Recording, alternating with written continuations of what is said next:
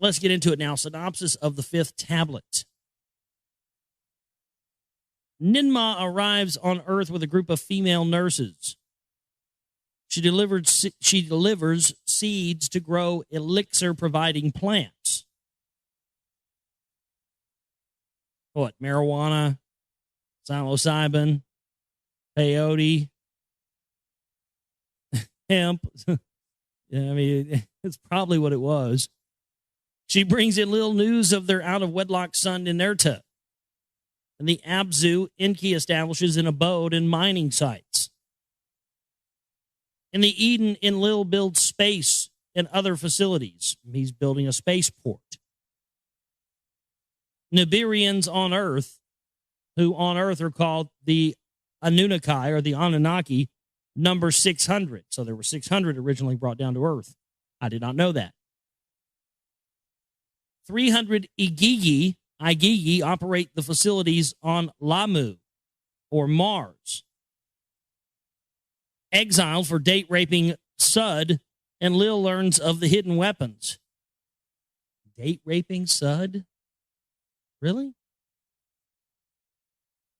It really said date-raping in the Sumerian text? Date rape, huh? Okay. Yeah. I mean, really? Really said date rape in there? I think old Zecharia might have been hitting the cocaine when he wrote that. I don't know. Maybe he misinterpreted. Oh, yes, it says date rape. That's what it says right there. Or date rape, don't you know? Sumerians were all into date rape. Yeah. It's just ridiculous. So exiled for date raping Sud, Enlil learns of the hidden weapons. Sud becomes Enlil's spouse. Enlil bears a son named Nanar. Ninmah joins Enki in the Abzu and bears him daughters. Nenki, Enki's spouse, arrives with their son Marduk. See, they named their son Marduk here. Going back to the conversation we were having with the email from Cherry earlier. Clans form on Earth as Enki and Enlil beget more sons. Beset by hardships, the Igigi launch a coup against Enlil. Ninurta defeats their leader Anzu in aerial battles. These are what I interpret to be like the Virmanas that are talked about in Eastern mythology. The Anunnaki, driven to produce gold faster, mutiny. Enlil and Ninurta denounce the mutineers. Enki suggests to artificially fashion primitive workers. So here we go. Now we are jumping smack dab into the 5th tablet. From the planet Lamu, the chariot departed towards Earth. The journey continued. Around the moon, they made an orbit and went there to explore a way station. Around the Earth, they made more orbits and slowed down so they could have a splashdown in the water. In the waters beside Eridu, Nungul brought the chariot down to a quay by Enlil constructed. They stepped off. Boats were no longer needed. So there was some sort of platform built of the spaceport there by the water, probably in the Red Sea. Enlil and Enki, their sister, with embraces, greeted with Nungul, the pilot. They locked arms. The heroes, male and female, by the present heroes were greeted with shouts. Everything that was brought on the spaceship was quickly unloaded. Rockets, skyships, and the tools that were designed by Enki, and provisions and food of all kinds. Of all that transpired on Nibiru, the death, Ninmah was told of the death and burying of Alalu by her brothers. She also related to them the story of the way station on Lamu that was being commanded by Anzu. Enki uttered his approval of that, and Enki's words gave them bewilderment. That is a news decision. His word is unalterable. Ninmah to Enlil was saying, for the maladies relief I have brought, Ninmah to her brother said, from her pouch, a bag of seeds she brought, seeds to be sown in the soil. A host of bushes shall sprout from the seeds, and they will produce a juicy fruit. The juice shall form an elixir, for drinking by the heroes it shall be. Their ailments it will chase away, and it will make their mood happier. In a cool place, the seeds need to be sown. By warmth and water, they need nourishing. So Ninmah to her brothers did say, the place that for this is perfect, I will show you, Enlil said. And it's, of course, this is probably going to be the Eden, Edin. It is where the landing place was fashioned, where an abode of cedar wood I have made. In Enlil's skyship, the two of them, Enlil and Ninmah, soared towards the sky. To the landing place in the snow-covered mountains by the cedar forest, brother and sister went. On the great stone platform, the skyship landed. To Enlil's abode they went. Once inside, Enlil embraced her. With fervor, he kissed Ninmah. Oh, my sister, my beloved, Enlil to her whispered. By her loins, he grabbed her. Uh-oh. Keep it in the family. This is where the interbreeding started. Into her womb his semen he did not pour. I got to stop right there. I got to say this before I can go any further. That is the greatest thing I've ever been able to say on radio in my almost 4 years now of doing this show. I got to say it one more time. You ready for this? Greatest thing I've ever been able to say on the show. Here it is. Into her womb his semen he did not pour. He did not pour her semen, because she waited for mine, because she wanted to suck Satan's cock. Yes. Into her womb his semen he did not pour. Oh, that's just beautiful. Poetry. So basically, he had sex with his sister, but he didn't come inside of her. He pulled out. Well, good job. I can't believe Sumerian text went as far as to tell us about pulling out. You know, there's a message in the Sumerian text. Yeah, there is a message in the Sumerian text, you dumb fucks. Pull out.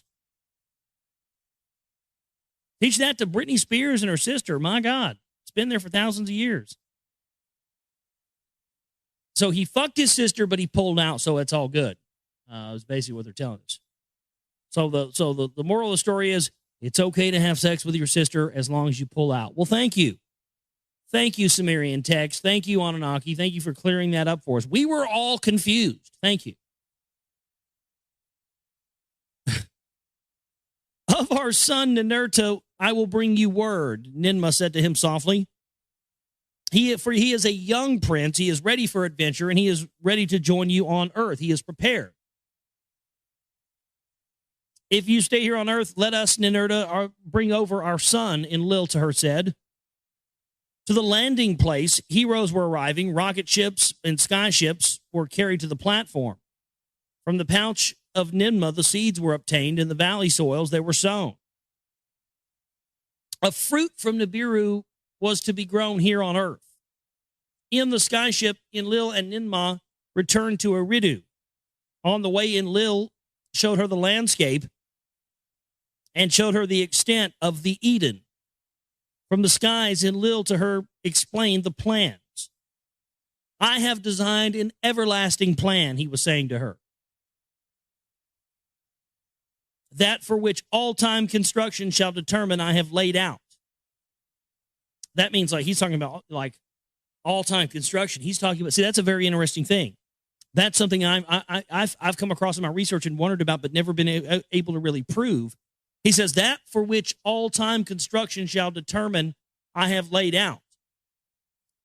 And what I mean, I take that to believe from my research is this. Now, I could be off the mark on this, but I'm going to tell you, I've come across that, but seeing that statement there is very telling.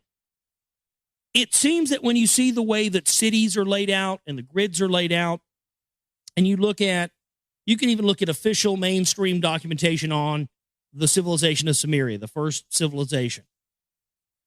And they got it right. Even when you go look at like the Library of Congress, real milquetoast, mainstream information, historical information regarding Samaria, you find that it talks about how they had societal structure that we follow to this day set up, one shot, one try. Where'd they get that knowledge from? They had sewage systems. They had, credit systems. They had a very sophisticated society that's not much different from ours today. And that's what he's saying here. And so when you see new cities built and you see the way these grids are built and the way they put them on certain parallels and things, it almost gives you the idea that the reason why we see, the Statue of Liberty, Queen Semiramis, going back to this time, or we see, Washington, D.C. built the way it is and these obelisks everywhere. It's almost as if it's in the elite's playbook that from this ancient creed from the Anunnaki that they have to continue to build throughout time in the way that Enlil had said that they had to build. Away from Eridu, where dry lands begin, I shall make my quarters. La Arsa will be its name, a place for directing it shall become. On the banks of the Buranau River of the deep waters it will be located. A twin thereof a city shall in a future arise. Lagash I shall name it. Between the two plans a line I have drawn. 6 leagues thereafter a healing city shall come into being. A city of your own it shall be, Shurabak. The haven city I shall name it. On the center line it shall be located. To the 4th city it shall be leading. Nibiru, key. Earth's crossing place, I will name it. A bond, heaven. Earth in it I shall establish. The tablets of destiny it shall house. All missions it will control. The tablets of destiny. This could be what they've been looking for.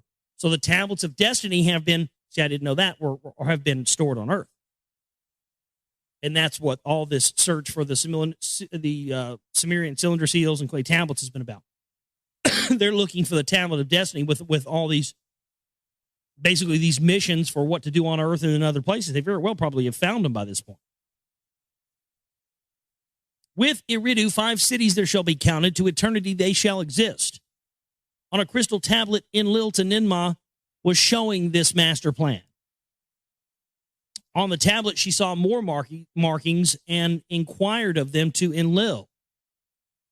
Beyond the 5 cities, I shall place a chariot, and I shall from henceforth build this chariot, a spaceship. From Nibiru to Earth directly to arrive. No, not a spaceship, a chariot place. This is talking about a Stargate. Because he's not saying he's going to build a spaceship itself, a chariot or a skyship like they refer to it. It says a chariot place, meaning a place that is itself a chariot to carry you from one place to another. This is a Stargate. Let me read it again. That's exactly what this is. Watch my film, The Sumerian Stargate, Norway Spiral film, Reality of Illusion Series Part 2. It's up on YouTube. It's also at my website, theglobalreality.com, because that's where I drew all that from. Because I had remembered, I had read about this somewhere. This is the first time I've seen it again in a very long time. Because I think I had seen, probably clips from this book posted on a website and stuff long ago, but never come across it again. And that's where I got that from was in that movie. Because there are, in that film, I've got a picture of a Sumerian, it's like a big rock carving thing. And the guy's got a watch on. It just appears that he's in a fucking Stargate. So that's exactly what this is. So he's talking about the Anunnaki built a Stargate beyond the 5 cities. So if we determine exactly where these 5 cities are, and we know they're in the Middle East, we'd be able to determine where that Stargate is now, wouldn't we? Beyond the 5 cities, a chariot place I shall henceforth build.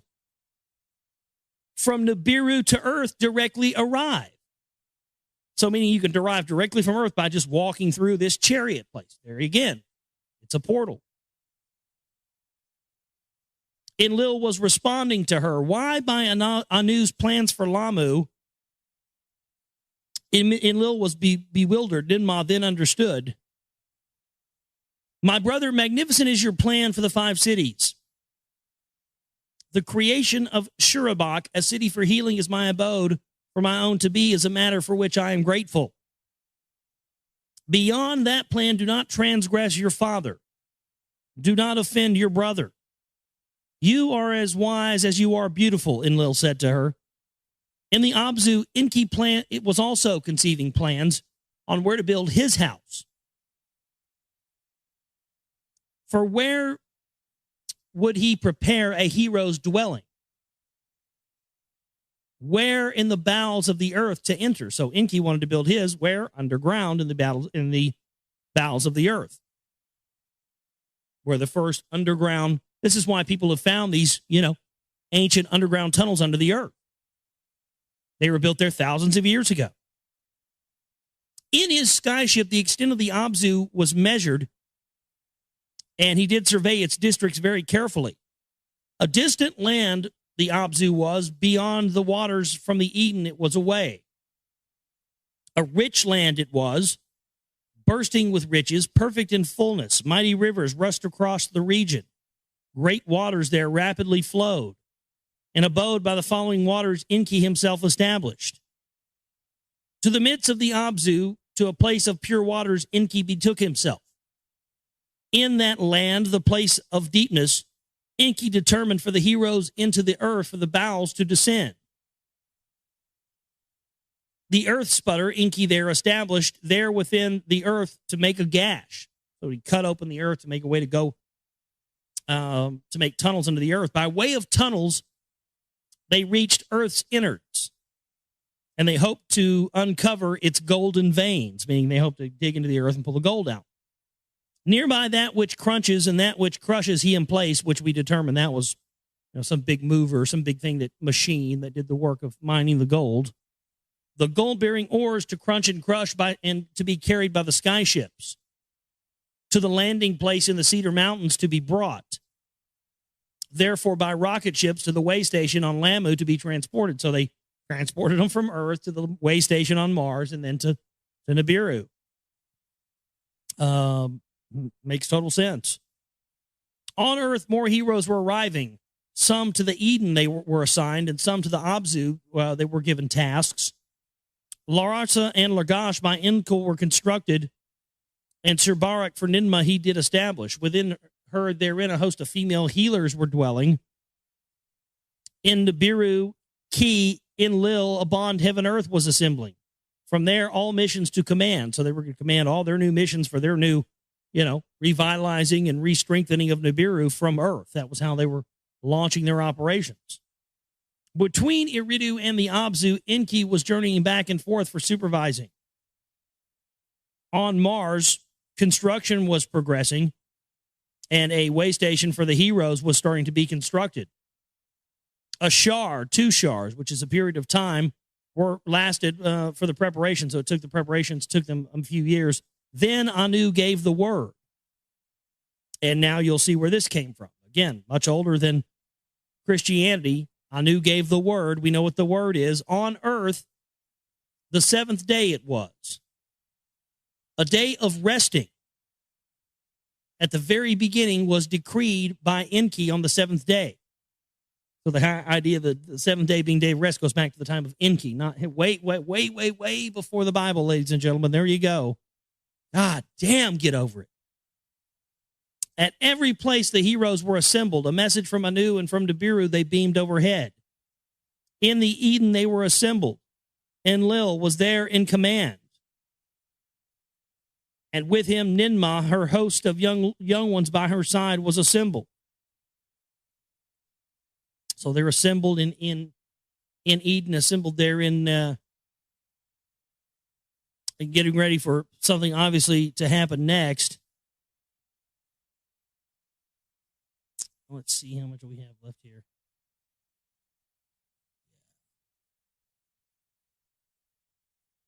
All right. It says it in the Abzu where the heroes assembled under the gaze of Enki they stood. With Enki was his vizier Izimud. Nungul the pilot was there too. On Lamu the heroes were assembled With their proud commander Anzu, they stood. 600 were on Earth, 300 on Mars were gathered. In all, there were 900. The words of Anu the king they all heard. Heroes of Nibiru, you are the saviors. The fate of all is in your hands. Your success shall for eternity be recorded. By glorious names you shall be called. Those who are on earth shall be forever known as the Anunnaki. Those who from heaven to earth came. So that what we refer to as heaven, we now know to be Nibiru. Those who are on Lamu, Mars, Igigi it shall be named. Those who observe and see shall they be. So saying that basically they've been, observing and watching the activities from their way station on Mars all of this time. Unbeknownst to us, that could have been that structure that guy found on Google Earth or Mars Google Images type thing recently. All that is required is ready. Let the gold start coming. Let Nibiru be saved. Now, this is the account of Enki, Enlil, and Ninmah. So this is actually where we left off last night. I just want to back it up a little bit.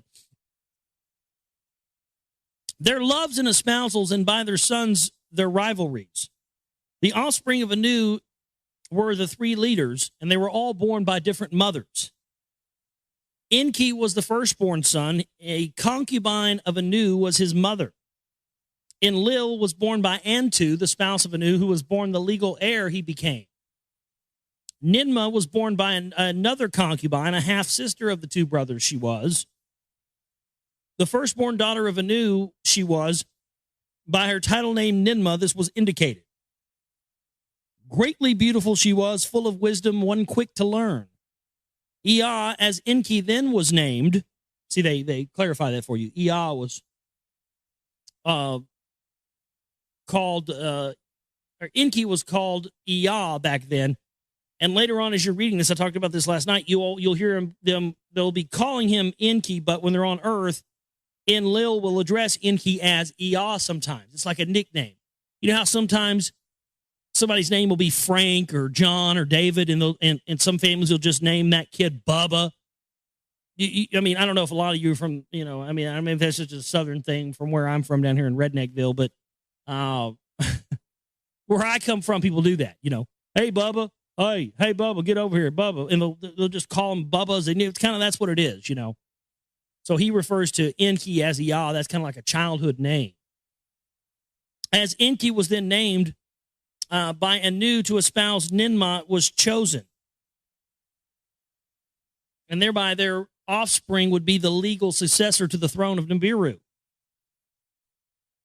Ninmah of Enlil, a dashing commander, was enamored. Oh, this is going to get into the incest is the best. Put your sister to the test stuff, isn't it? By him she was seduced. Into her womb he poured his seed. Uh-oh. I thought we had another thing where it said something about not pouring the seed into their womb. Uh-oh, he poured it. Uh-oh, he poured the seed in her. Ah, God, I just poured my seed in you, baby. And try saying that to your woman next time you're doing your business. Probably wind up with a snipped penis. A son from Enlil's seed she bore, and Inerta, the two have named him. Anu was angered by the deed. The dirty deed. Yeah, baby. As punishment, he forbade Ninmah to ever be the spouse of Enlil and made her be Ea's wife. Oh, that's fucked up. So, Ea, his bride-to-be, by Anu's decree, abandoned a princess named Damkina he instead espoused. Okay. A son and heir to them was born. Marduk, they named him. One in a pure pace born it meant. As for Enlil, a son not by espousal he had, a spouse by his side he did not have. It was on earth, not Nibiru, that Enlil found a wife. Ah, there you go. Okay. So they're on Nibiru, and they're kind of passing out wives and setting up who's going to be with who to continue the bloodline. Well, then it says here it was it on Nibiru that Enlil became espoused, meaning Enlil found and acquired a spouse. He acquired a spouse on earth. So this must have been what the Bible talks about with the Nephilim and mating with the daughters of man. Enlil, got down there and did some banging and created mankind and said, oh, we got a slave race. But unfortunately, because these folks who we're talking about here, obviously, if they're talking about the succession of their bloodlines, it's pretty clear these people weren't slaves, right? No, we're not talking about. So it was the arrogance of these, royal genetic seed bloodline Anunnaki. It was their arrogance to believe that they could create a slave race using their own DNA that would want to be or would be okay with their enslavement. It is not in our DNA to be enslaved. That's why it is natural to rebel against your slavery. Spiritual slavery, money slavery, job slavery, whatever it may be, relationship slavery. It is not within our construct to be enslaved. We didn't come from that. That's why we feel the need to break free from it. But they'll tell you you're crazy if you don't want to go along with it and be a good slave.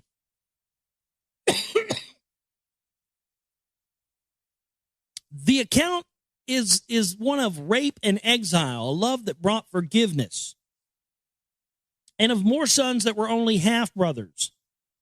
On earth it was summer. To his abode in the cedar forest, Enlil retreated. In the cedar forest, Enlil was walking in the cool of the day. In a cool mountain stream, some of Ninma's young ones that were assigned to the landing place were bathing. By the beauty and grace of one, Sud was her name, Enlil was enchanted. To his cedarwood abode, Enlil invited her. Oh, it's getting hot now. Oh, yeah. Here we go. We're going to get into some hot Sumerian text for you tonight here. Oh, yeah. It's going to get hot. To his cedarwood abode, Enlil invited her. Come partake with me in the elixir of Nibiru's fruit that grew here. To her, he said. Sud entered Enlil's abode, and he gave her a cup of elixir. Oh, what's in that elixir? Sud drank, Enlil drank it too. To her, Enlil, of intercourse he was speaking. Whoa, shit! Enlil is a pimp. P-I-M-P. The dude doesn't waste any time. So he rolls up on and sees this chick playing in the water. He ain't there 2 seconds. He's already inviting her back to the cedarwood abode. He hands her a cup of an elixir, and she doesn't even take more than a couple sips off this, and dude's standing over there with his cock out. Well, what do you think about it, baby? Are we going to have intercourse or what? Jesus Christ, slow down, dude. We get to know each other first before you go right into just, bam, cock is just out. No wonder humans are a bunch of fuck crazy maniacs. All we do is, Can I fuck it? No. Can I eat it? No. Can I kill it? No. Well, I'm bored with it. Fuck it. I mean, seriously.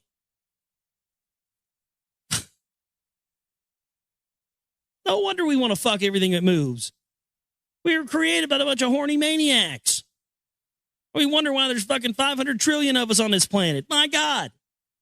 The people that created us were fucking all the time. What do you think we want to fuck all the time? When we look at, oh my God, we have to have eugenics. We have to kill us. There's so many of us. Well, my God, well, maybe go talk to your bloodline ancestors about that then, Rockefeller. Fuck. This guy gives her a sip of some drink, man. She didn't get 2 drinks down. He's like, oh, wow, look. Now listen to this. Listen to what she says. I'm not kidding you. You can get a copy of this book. I'm not making this up. I'm not trying to be perverted. This is what it says. So he was talking about intercourse, and it says, unwilling was the lass. Aye, unwilling was the lass. What is this, written by a fucking drunkard Irishman? Aye. Enlil was speaking of intercourse, but I, unwilling, was the last. It's a bunch of pirates, pirate aliens. And I'm not kidding you. This is what she says. She says, my vagina is too little. It knows not copulation. To Enlil, she was saying. So she said her vagina is too tight. It knows not copulation. So she's never been penetrated. And, so he's like, so he's totally, like wanting it bad now. He's like, oh shit, you're a virgin too? Fuck. Oh man, I'm good. Damn it. I saw you swimming around over there. And shit, I move fast, but damn. Doing her, and Lil was kissing and was speaking. Unwilling still was the last. My lips are too small. They know not kissing. And Lil laughed and embraced her. Suck Satan's cock. Get that big scaly woodpecker down your gullet, baby. You're gonna like it. Oh, yeah. Oh, kiss it, yes. Oh, that's what I like. Oh, Enlil likes that. You didn't know that Enlil was also Lucifer, did you? Suck Satan's cock, baby. His semen poured into her womb. This is dirty. Triple X Sumerian text. No wonder they don't want us reading this stuff. 5,000-year-old porn etched into rocks. Who knew, right? I sure as fuck didn't. That's what I'm saying. You get these letters from people all the time. Can you not cuss on your show? I want to allow my little kids to listen to it. This is an NC-17 show here for that reason.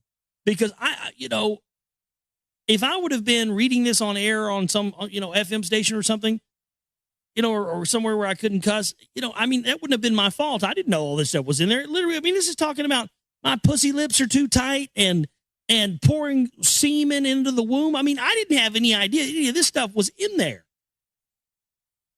I'm sorry. I know I'm there's people out there that want to allow their kids to hear this information, but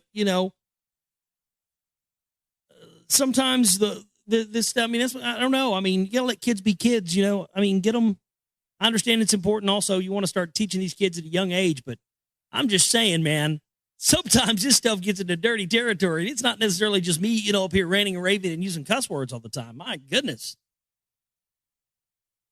Every other page, somebody's pouring womb and semen into somebody's womb, or like the other night, biting somebody's cock off and then puking up blood, and there's, tight vag and stuff in here. This shit is fucking filthy.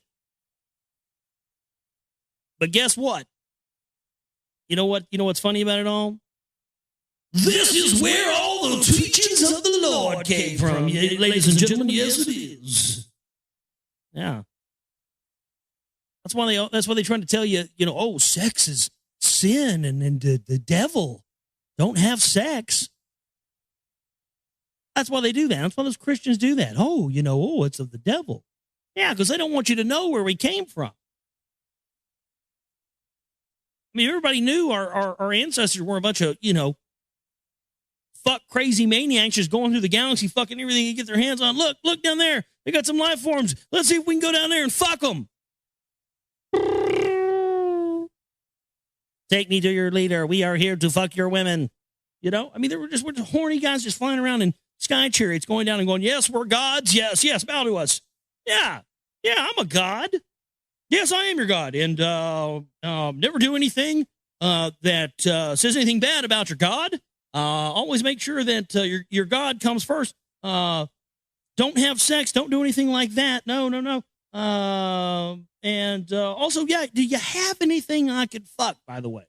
Thanks. Yes, I am your God. Bow to me. Now give me something to fuck. That's pretty much what these guys went around doing. It's totally out of control.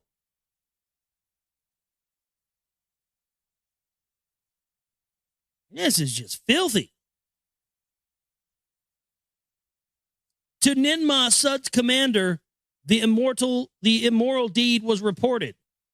Enlil, immoral one, for your deed judgment you shall face. So did Ninmah to Enlil in anger say, In the presence of 50 Anunnaki, 7 who judge were assembled. 7 who judge on Enlil a punishment decreed. Let Enlil from all cities be banished. To a land of no return, let him be exiled. In a sky chamber, they made Enlil leave the landing place. Abgal was his pilot. To a land of no return, Enlil was taken, never to return. Well, that's why they call it the fucking land of no return, isn't it? But you don't return from it. Idiots. My God. A little editing, please. You guys are etching this out on fucking, clay tablets and shit, and you had time to repeat yourselves? I mean, you had room to repeat yourselves? Wow. In the sky chamber, the 2 of them journeyed to another land was their direction. There, amidst forbidding mountains at a place of desolation, Abgal, the sky chamber, landed. This your place of exile shall be, Abgal to Enlil was saying. Not perchance have I chosen it, to Enlil he was saying. A secret of Enki in it is hidden. In the nearby cave, Enki 7 weapons of terror has hidden. Also, he hid 7 nuclear weapons in there. Oh, that was smart. This guy's going around banging your half-sister, getting her pregnant, and, you want to give him nuclear weapons? Again, we have to start coming to grips with the fact that it could be possible the people that we think are gods were very smart. Just as dumb and irrational and as any of our elite leaders are today, it sounds like, doesn't it? Kind of bumbling their way through things. Everything's new. That's why it seems that the spirit world is so much more removed from that reality. Because we're still talking about the physical plane here. But now that we get into the stuff where, these people have the technology to manipulate that as well, it's a totally different thing. From Alalu's celestial chariot, he had them removed. Take the weapons into your possession. With the weapons, you will attain your freedom. So was Abigail to his commander, saying, a secret of Enki to Enlil he did reveal. Then Abigail departed from the secret place, and Enlil was alone left there. In the Eden Sud to Ninmah, her commander's words were speaking. By Enlil's seed I am pregnant. A child of Enlil in my womb has been conceived. Ninmah Sud's words to Enki conveyed, the Lord of the earth he was. On earth he was supreme. They summoned Sud before 7 who judge. Will you take Enlil as your spouse? They asked her. She said yes. To espouse Sud Enlil from his exile was returned. By that, Enki and Ninmah to him gave a pardon. So they pardoned him and allowed him to come to earth. Enlil's official spouse was Sud. It was declared her name title to be Ninlil, Lady of the Command. She was bestowed. Thereafter to Ninlil and Enlil a son was born, Nanar, the bright one. Ninlil named him. He was the first of the Anunnaki on earth to be conceived. One of Nibiru's royal seed on an alien planet was born. It was after that Enki to Ninmah was speaking. Come be with me in the Abzu. In the midst of the Abzu, in a place of pure waters, an abode I have established. With a bright metal, silver is its name. It is embellished. With a deep blue stone, lapis lazuli, it is adorned. Come, Ninmah, be with me. Your adoration of Enlil to be abandoned. So he's saying, okay, now you've banged my brother. You shit out one of his kids. Now, make it fair. And let's get some double incest going on over here and come back to my abode. Let me hit it too. And, pour the royal water in you and we'll just have us a whole little clusterfuck here. No wonder the people that run our planet are sick, incestuous, inbreeding bastards. Sounds like that's what these fuckers were. No wonder our elite interbreed and do all this stuff. My God, this is why. That's why everything in our realm on this earth is a blueprint that was taken and done somewhere else on another planet and transplanted here. Again, that's the answer to the question of why humans are the only thing on this planet that just doesn't fit. Because we were planted here by a bunch of fucking inbred, disgusting idiots, it sounds like. No wonder we got a bunch of inbred, disgusting idiots running this planet. Hello? Everybody figure that out now? My goodness. I'm glad we figured that out. I'm glad we now know where the source of this comes from. It all makes sense to me now. No wonder these fuckers are like this. Sick. Enlil spoke loving words to her of how he intended, of what he intended for her. He spoke sweet words. You are still my beloved, he said to her. He embraced her and kissed her, and she caused his phallus to water. She caused his phallus to oh shit, he starts like, oh, fuck, stuff's coming out of it. We haven't even done anything yet. Oh, my God. Enki, his semen into the womb of Ninmah poured. Give me a son. Give me a son, he cried out. Damn, that's fucked up. Like this dude's like, pounding away and like he's rolling dice or something, Give me a son. Give me a son. Bet I'll six. Bet I'll six. Fuck, you rolling dice over there, dude? These people are fucked up. She took the semen into her womb. The semen of Enki impregnated her. Pastor Hage. One day of Nibiru was a month of earth time for her. 2 days, 3 days, 4 days of Nibiru, like months of earth they were. 5 and 6 and 7 and 8 days of month were completed. The 9th count of motherhood was completed. Ninmah was in travail. To a child she gave birth. The newborn was a female. On the banks of the river in the Abzu, a daughter to Enki and Ninmah was born. Enki, by a daughter, was disappointed. Kiss the young one, to him, Ninmah said. Kiss the young one. Enki to his vizier Ismid said, I desired a son. A son by my half-sister I must have. Again he kissed Ninmah by her loins and grabbed her. His semen into her womb. Again he poured. God damn, he didn't even wait. She just shits one out. He walks over there and goes, I wanted a son. You gotta wait a little while, dude. You can't just go sticking it in there right after she popped one out. Again, these are some dumb motherfuckers that created us.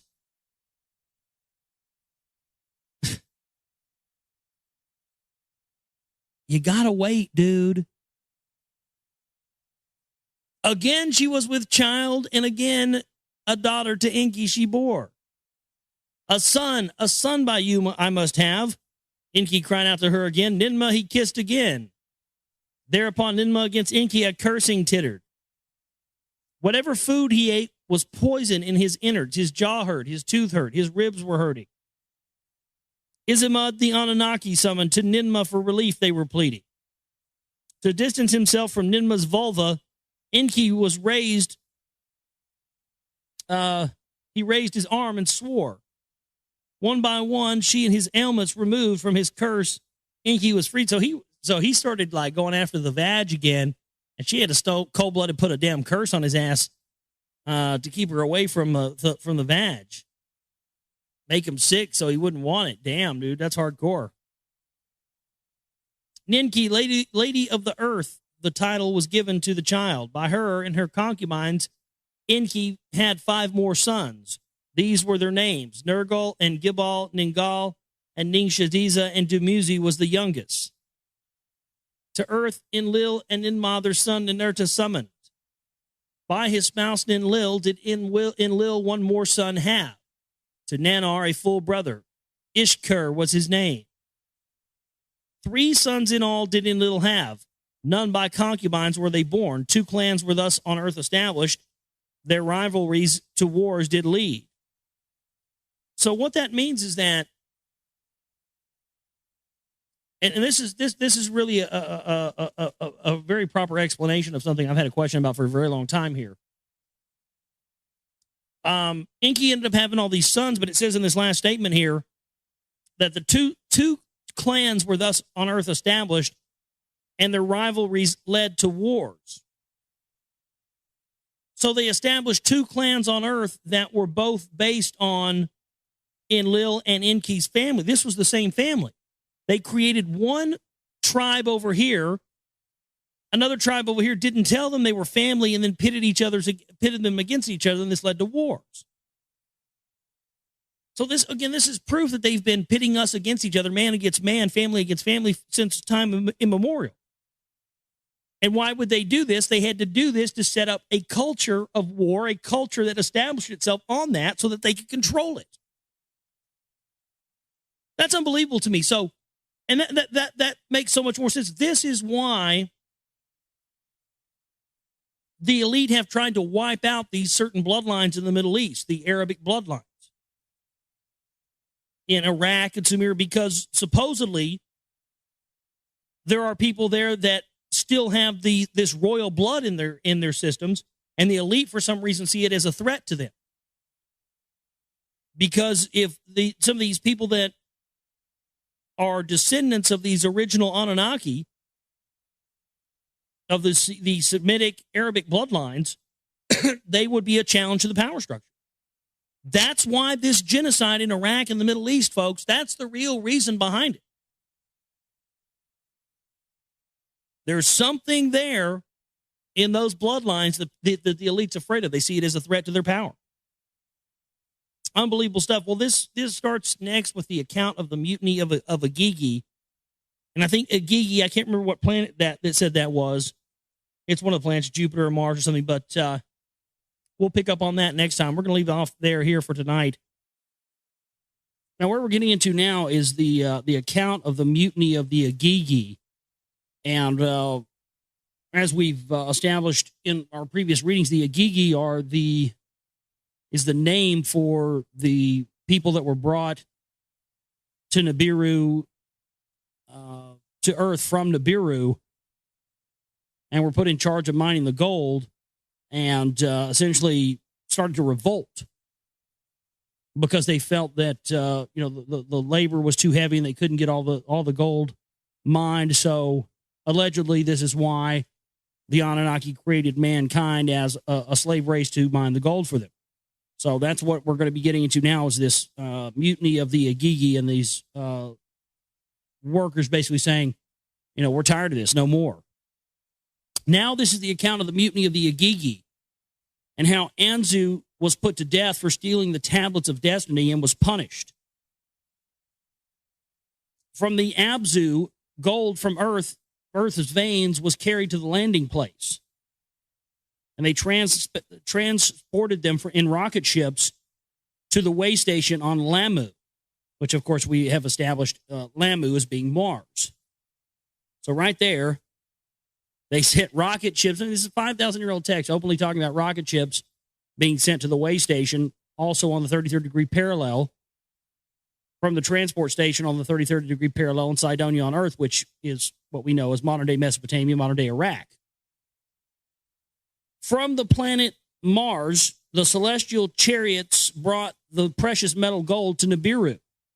On Nibiru, the gold was fashioned into the finest dust, and it was employed to protect the atmosphere.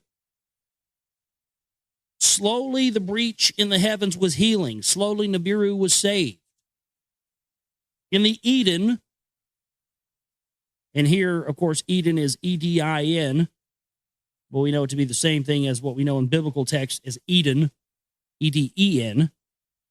It's the origination. Again, it's just puts holes in modern-day Christianity left and right here. In the Eden, the 5 cities were perfected.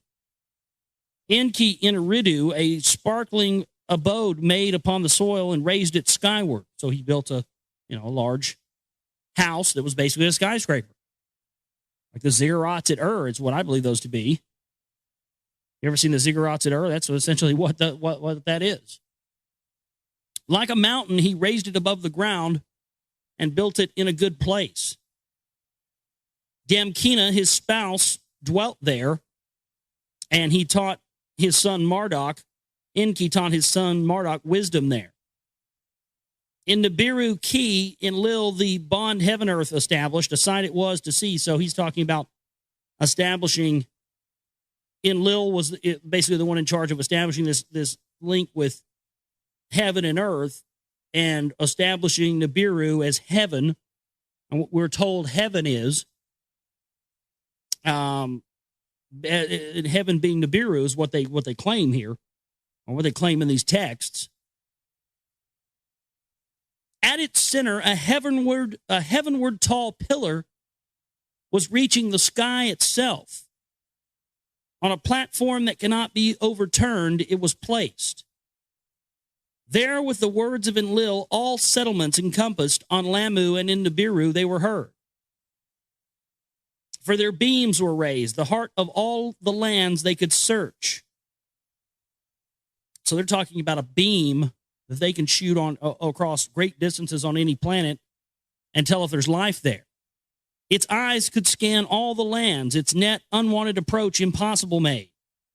In its lofty house, a crown-like chamber was the center. To the distant heavens it peered. This is like setting up the Watchers. This is where the term the Watchers came up. They had a beam that could look over everything and a tower that was up and into the heavens.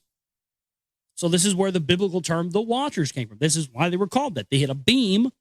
They could scan across the sky, and they could scan every living thing with it. So this is where the idea of the all-knowing God came from. It's not an all-knowing God. It's a technology that enables the user to be virtually an all-knowing God. You see? This is where all the mythologies of religion are held within these texts, if we're brave enough to look at them and not just dismiss them as, the ramblings of the crazy CIA agent Zecharia Sitchin. Again, as I talked about earlier, associating real truths with people who are easy to discredit. So then you attempt to use cognitive dissonance to try and negate the information. That's what that Zecharia Sitchin, another case of that. Towards the heavens, horizon was its gaze. The heavenly zenith was perfected. In its dark, hallowed chamber, 12 emblems was the family of the sun marked. Now that's interesting. 12 emblems. 12 tribes of Israel that allegedly correspond with 12 extraterrestrial races, which can then be communicated using the 12 jewels and the 12 stones of the ephod. Starting to see the pattern here. Ephod being, highly regarded in religious practice, Kabbalistic practices. It's extraterrestrial technology. On Emmys were the secret formulas of the sun and the moon, Nibiru and earth, and 8 celestial gods recorded. The tablets of destinies in the chamber their hues emitted. With them Enlil saw all comings and all goings on. So Enlil was the one that was put in charge of this all-seeing technology, the real all-seeing eye. That's what the real all-seeing eye represents. The all-seeing eye of Enlil. Representing his, that's why you saw the government group, Total Information Awareness. That's why they use that. The eye in the sky. You've heard that song, right? I am the eye in the sky, looking at you. I can read your mind. There you go. By Earth's quick orbit, they were disturbed. Of the elixir, they had only small rations. See, that's another thing. These Anunnaki started noticing that when they came to Earth, because our orbit is so quick, they age a lot quicker. Which goes to explain why the elite are wanting these portals and stuff to open, because allegedly they can't break free of the Earth because of the etherical barrier, the Van Allen radiation belts that's placed around our Earth, which won't permit humans to break free from it without massive exposure to radiation. So building these stargates and these different things where they can jump from one planet to another very easily is very important to the elite, because they want to be able to jump to another planet that has a different orbit and thus slow down their aging cycles. That's undoubtedly what they've been doing. This, of course, this technology goes back. It's admitted that the Anunnaki had this technology. Hell, they admit that they had The technology to shear off the tops of the mountains down there where the Nazca lions are in Peru, to carve the lion, half man, half lion helmet face on Mars that we talked about earlier here. They talked about another device that would bring back a dead man to life. In the Eden, the Anunnaki toiled. In the Abzu, the work was more backbreaking. By teams, the Anunnaki were sent back to Nibiru, and new teams were arriving on Earth. The Igigi on the Lamu dwelling were the loudest in complaining. So it was the ones that were on Mars, essentially, I guess, that were complaining the most. When from Lamu to Earth they descend, a rest place, they were demanding a rest place on Earth. With Anu, did Enlil and Enki exchange words, and then they consulted the king. Let the leader come to Earth and with Anzu have discussions. So Anu did say to them. Anzu to Earth from the heavens descended, the words of the complaints to Enlil and Enki he delivered. Let Anzu of the workings gain understanding. Enki to Enlil was saying, I will the Abzu show him and reveal to him the bond of heaven and earth. To the words of Enki, Enlil consented. Enki to Anzu, the Abzu did show, the toil in the mines to him he presented. Enlil invited Anzu to Nibiru and let him enter the hallowed dark chamber. In the innermost sanctuary of the tablets of destiny to Anzu he explained. What the Anunnaki were doing in the 5 cities was explained and shown to Anzu. To the Igigi who at the landing place were arriving, he promised relief. To discuss the complaints of the Igigi, he then returned to Nibiru. A prince among the princes was Anzu, of royal seed his ancestry could be counted. Evil thoughts filled his heart when to the bond of heaven and earth he returned. He was scheming to take away the tablets of destiny. In his heart, he was planning to take control of the decrees, D-E-C-R-E-E-S. In his heart, he was planning to take control of the decrees of heaven and earth. The removal of the Enlilship in his heart he conceived to rule the Igigi and to rule the Anunnaki. That was his aim. Unsuspecting Enlil at the entrance to the sanctuary, Anzu stationed himself there.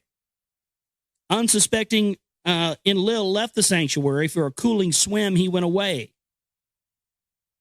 With the purpose of evil, Anzu seized the tablets of destiny. In a sky chamber, he flew away to the mountain of the sky chambers and went there swiftly.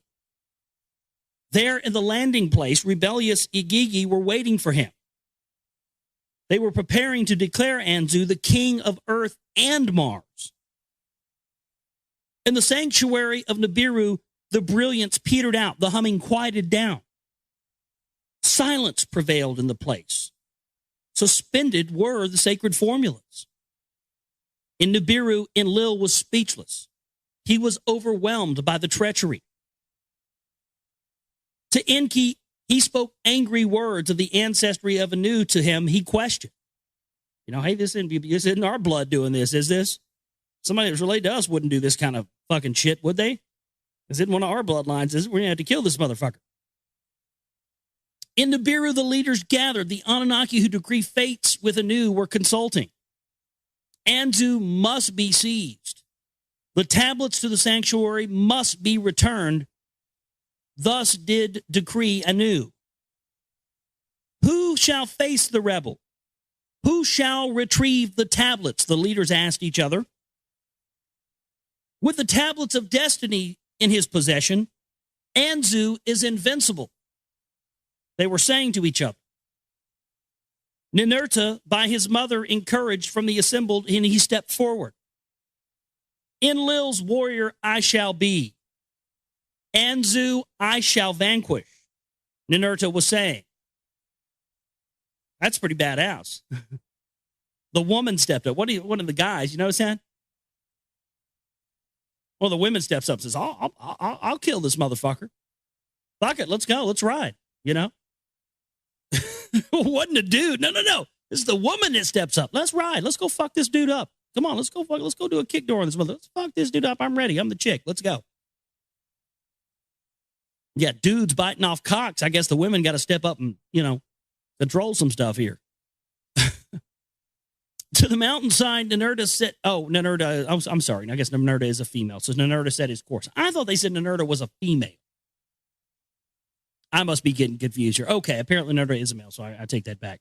To the mountainside, Ninurta set his course to vanquish the fugitive Anzu he undertook.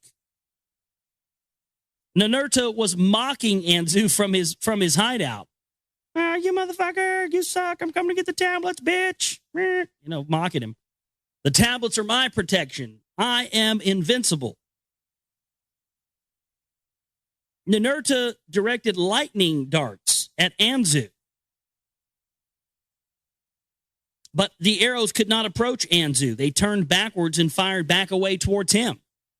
The battle was stilled. Ninurta's weapons Anzu did not vanquish. Enki then to Ninurta gave counsel. With your whirlwind, stir up a storm. Let the dust cover Anzu's face. Let the wings of his skybird ruffle. So this is, ruffle the wings of his skybird. And again, they're using the terminology of a skybird as a ship. This is a space battle. And they're using weather warfare weapons and changing the weather and, you know, basically exploiting the territory of Earth as their weapon. Sound familiar? Wonder where these guys in charge got it from. Oh, here you go. For his son Enlil, he fashioned a mighty weapon. It was called a Tilu missile. To your stormer weapon, attach it. When wing to wing near at Anzu, shoot it. Thus did Enlil his son Ninurta instruct.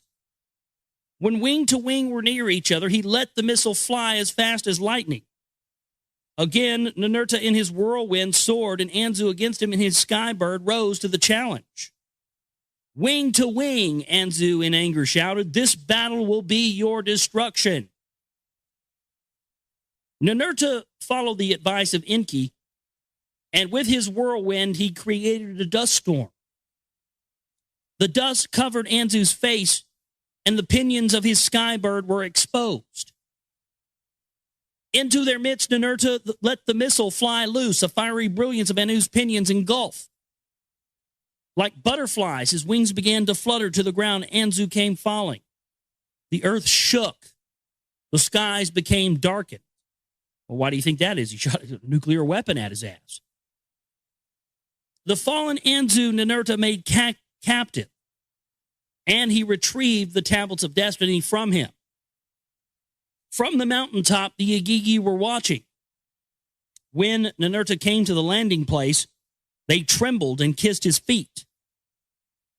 Ninurta, the captive Abigail and Anunnaki, he set free. To Anu and Enlil, his victory, he announced. He then returned to Nibiru, and in its innermost chamber, he reinstalled the tablets.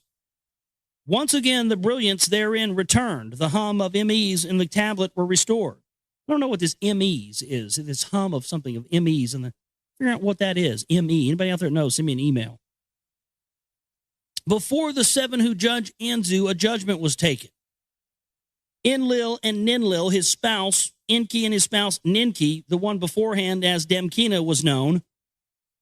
The sons of Nanar and Marduk were there. Ninmah was also in the judging. Ninurta spoke of the evil deeds that there were no justification for. Let death be the penalty, he said. The Igigi were right by complaining. A rest place on earth they do need. Marduk in counter argued, by his evil deed, all the Anunnaki and Igigi and Anzu did in danger, Enlil said. Enki and Ninmah with Enlil agreed. The evil must be extinguished, they said. To death by execution, the seven judged Anzu. With a killing ray, a laser beam, Anzu's life was extinguished. Let his body to the vultures be left, Ninurta said. Let him be buried on Lamu, Mars. In the cave next to Alalu, let him be laid to rest, Enki was saying. From the same ancestral seed the two of them were. Let Marduk the body to Lamu carry. Let Marduk there as commander stay. So was Enki to the judges suggesting, let it so be, Enlil said. Now, and so that's it. There you go. So they judged him and they buried him there on Mars, where the other one was left. So that's the end of that. And wow, more interesting stuff there. And again, this whole idea, and why we're reading this whole thing about this Lost Book of Enki, what it's supposed to be, for those of you who may have just been tuning in and just now hearing me read this, what's so fascinating about it is that it's a pre-history. It gets into the whole history of the bloodline and the genealogy of the people who came from wherever, Nibiru allegedly, to Earth and created mankind. And supposedly what we see now, the reason for this, why this has been kept away from us, and why Enki felt that mankind needed to know this information, is so that we could truly know who we are, where we came from, and all the basis for all these phony religions and all religions of the world are based on the restriction of this knowledge. So I'm glad that we're reading this and getting into this on air. It really is a good read.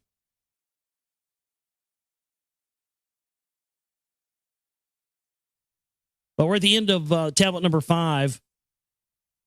And we're going to be moving into tablet number 6 here tonight.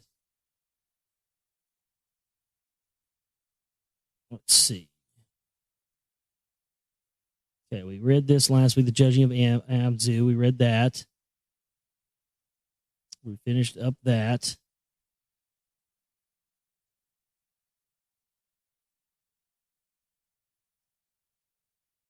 What was not conceived of was the unrest by the new coming Anunnaki who in the Abzu toiled. Okay, that's where we left off. Truth be said, Enki, to what was brewing, heed was not given. So they're saying that, the Anunnaki who were sent to Earth to mine the gold were getting, they were getting tired and restless. They were mad because, they were essentially given a death sentence coming to Earth. Because Nibiru has such a long orbit, what is it, 3,600 years or something like that. So each one of their years, which they refer to as a shar, S-H-A-R, shar, a shar on Nibiru, one travel around the sun is 3,600 years. So, these people are used to living, we go once around the sun every day. So they're coming to Earth and, they're reaching old age at a much faster pace, and it's not allowing them to keep up. So they need something that, they basically are getting ready to revolt because nobody's listening to their ails. No, and that's what it's saying here. No, Abzu was not paying attention. Of the differences between on what is on Earth and what else in Nibiru appeared, and he wished to learn how the maladies of Earth cycles and the atmospheres were caused. He wished to uncover. In the Abzu, by the gushing waters, a wondrous study place he erected. With all manner of tools and equipment, he furnished it. House of Life, he called its place. And to his son, Ningishida, he invited. Sacred formulas, tiny MEs, the secrets of life and death possessing they shaped. Absorbed in Enki was those studies. And it was among the Anunnaki, he noticed the brewing of the unrest. First to notice the trouble was Ninurta, a lessening of gold ores he had discovered. By Enlil, Ninurta was explaining what was going on. Unbearable is the toil, Ninurta was saying. Ninurta said this to his uncle Enki. Let us summon Enlil, Enki said. Enlil arrived in the Abzu, in a house near the excavations he was stationed. Let us unnerve Enlil in his dwelling, the mine-working heroes shouted. Of the heavy work, let him relieve us. Let us proclaim war with hostilities. Let us gain relief, others shouted. The Anunnaki in the excavations, the words of incitement heeded. To their tools they set fire. Fire to their axes they put. They troubled Enki, chief officer of the mining in the tunnels. They seized him. They held him as they went to the doorway of Enlil's dwelling. It was night and halfway through the watch.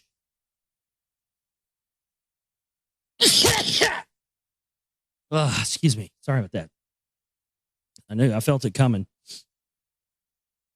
Enlil's dwelling was surrounded. They had their tools held as torches high in the air.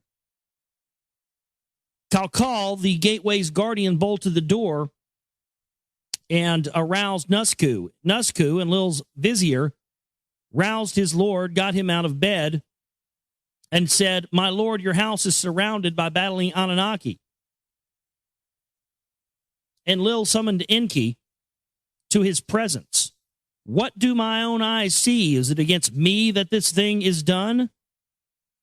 Thus was Enlil to them, saying, "Who is of the hostilities? Who is the instigator of these hostilities? Who's the one that is trying to get this going here? Who's responsible for this?" Thus Enlil was saying to them, "Who is the instigator of these hostilities?" "Every single one of us has these hostilities," the Anunnaki declared. "The toil is excessive. Our work is heavy. The distress is great. The work is causing the trouble," Enki to Anu was saying. "The lamentation is heavy. Every day the complaints we hear. The gold must be obtained," Anu was saying. "The work must continue. Release Anugi for consolations," Enlil to the hostile Anunnaki said. Anugi was released to the leaders, and he said, "Ever since Earth's heat has been rising, the toil is excruciating and unbearable to us. Let the rebels return to Nibiru. Let new ones come in their steed." Their steed is their ship or their chariot or whatever that's what they refer to as their ship. "Perchance you can fashion new tools," Enlil said to Enki. For the Anunnaki heroes to avoid the tunnels. "Let us summon my son," and they make reference to these tunnels, as if they found tunnels that were already existing that were under the ground. See, as if the inner earth, world was already there prior to the Anunnaki coming to the earth. That's where they reference that a couple of times, and you don't ever see people really key in on that. I've noticed this a couple of times since I've been reading this, that they reference when they were digging into the earth to find the gold, they found all these massive tunnel systems under the earth, and they had to find a way around them. So I think that goes a long way towards this idea that, the whole inner earth thing was there long before there were humans on the earth. "Let me summon my son Ningashita and would take counsel with him." They summoned him to the house of life. He huddled with Enki and exchanged words with him. Enki said that a solution is possible. "Let us create a Lulu, Lulu, a Lulu. That's a human, a primitive worker. The hardship work they will take over. Let this being carry the toil of the Anunnaki on his back." Astounded were the besieged leaders, speechless indeed they were. Who ever heard of a being created fresh? A worker who can do the work of the Anunnaki. They summoned Ninma, one who of healing and succor was much knowing. Enki's words to her they repeated. "Who ever heard of such a thing?" to her they asked. "The task is unheard of," she said to Enki. "All beings have a seed from which they have descended." So that's an interesting conundrum there, isn't it? And that's why at the beginning of this book, they describe the genealogical and historical record of the Anunnaki and the importance of the bloodlines to them. And they describe their entire lineage on Nibiru. And that was a very interesting sort of capsule thing to look at, because it tells us 100% why the importance of the bloodlines is there for the elite running Earth today. And so right here, Ninma says, we can't just create a being out of nothing. It's not right. A being has to have a seed, or, has to have a lineage of something they came from. And as we're going to see from reading this, from what I understand from my research, the problem they had with humans and why they wanted humans to be destroyed, and Lil wanted humans to be destroyed, was the fact that, the humans started to revolt. Because when they used their own DNA to make this slave worker, as we've read here, these Anunnaki weren't slaves. It was genetically imbibed into their structure of their bodies. They're not slaves. They were princes. They were kings. And so they overlooked the fact that when they tried to make their slave race out of them, they were inadvertently created a being, us humans, who will never, ever succumb to being enslaved. That's why they've had to resort to fluoride in the water and MSG in the food and chemtrails and electromagnetic brain entrainment like HARP and the programming of Madison Avenue and Edward Bernays and of the school systems. They had to create all of this stuff, folks, to distract us from the fact that we are genetically not inclined to be slaves.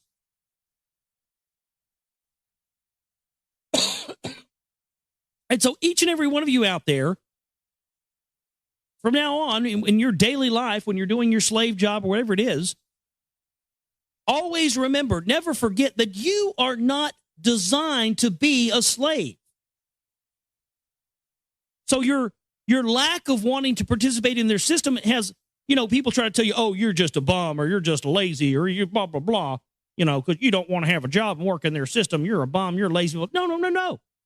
You are trying to call me names because you are not hip to the fact that you are not supposed to be a slave. Just because you're comfortable in your slavery doesn't mean me or you or anybody else has to be. We were not meant to be slaves. It was a misjudgment. They made a mistake. They thought they could just, create something on this planet out of some stuff that was existing there and have themselves a slave race and, to do their work, and they'd be done with it.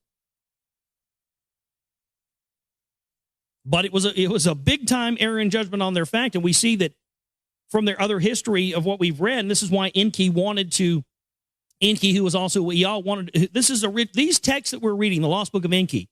For those of you that don't know,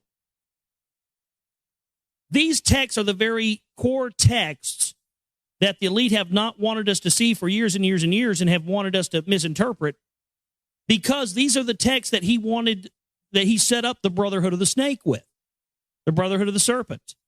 This is the stuff that mankind is supposed to know.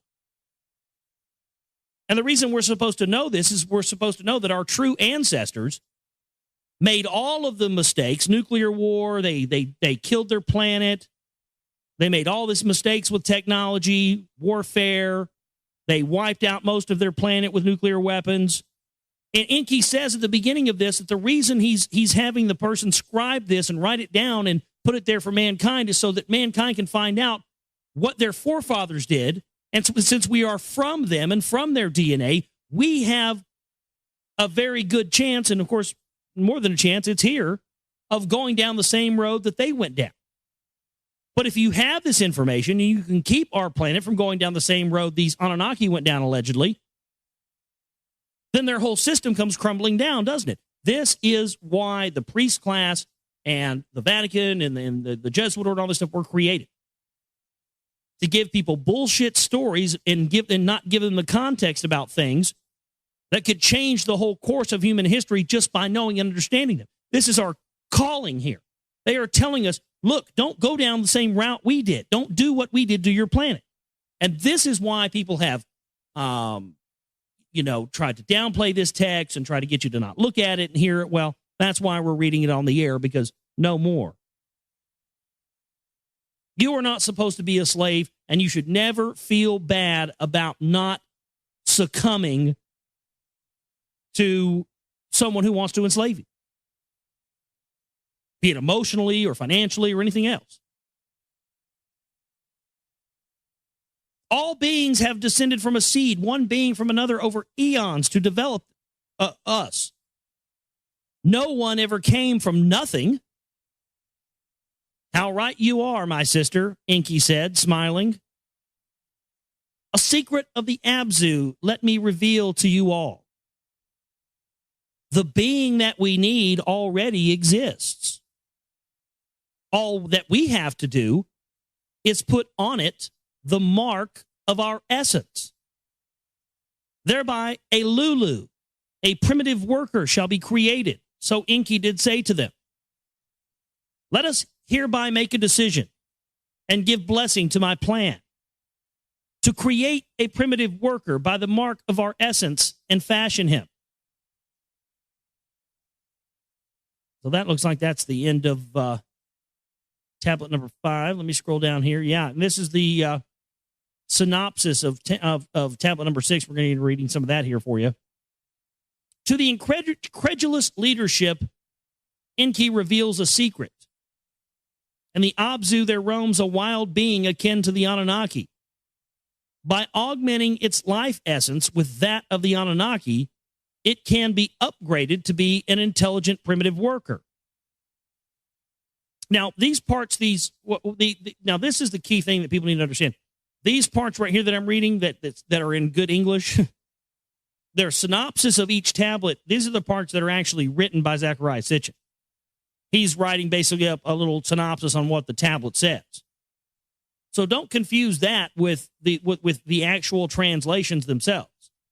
Now, you can actually get ones that have been printed off and stuff like that, Sumerian text, and get code keys for Sumerian language and interpret this stuff for what you can. But because, of Sitchin's supposed connection to the CIA, of which we've never seen documentation, but,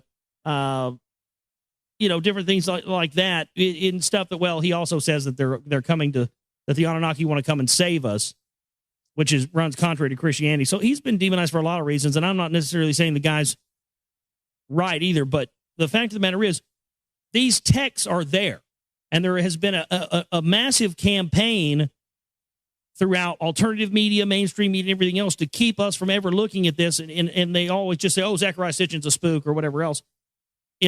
He's a clown, don't listen to him. And so then people don't ever actually get a chance to understand and read and find out that these are actual real texts. These are 5,000-year-old texts that came from the Sumerian kingdom. It's there. You can do this yourself. So these little synopsises here are what's written by him, but I'm going to skip the synopsis and just get right into the 6th tablet. We will create a primitive worker. We will fashion him by the mark of our essence, Enki said to the leaders. The being that we need already exists. Thus did Enki tell them the secret of the Abzu.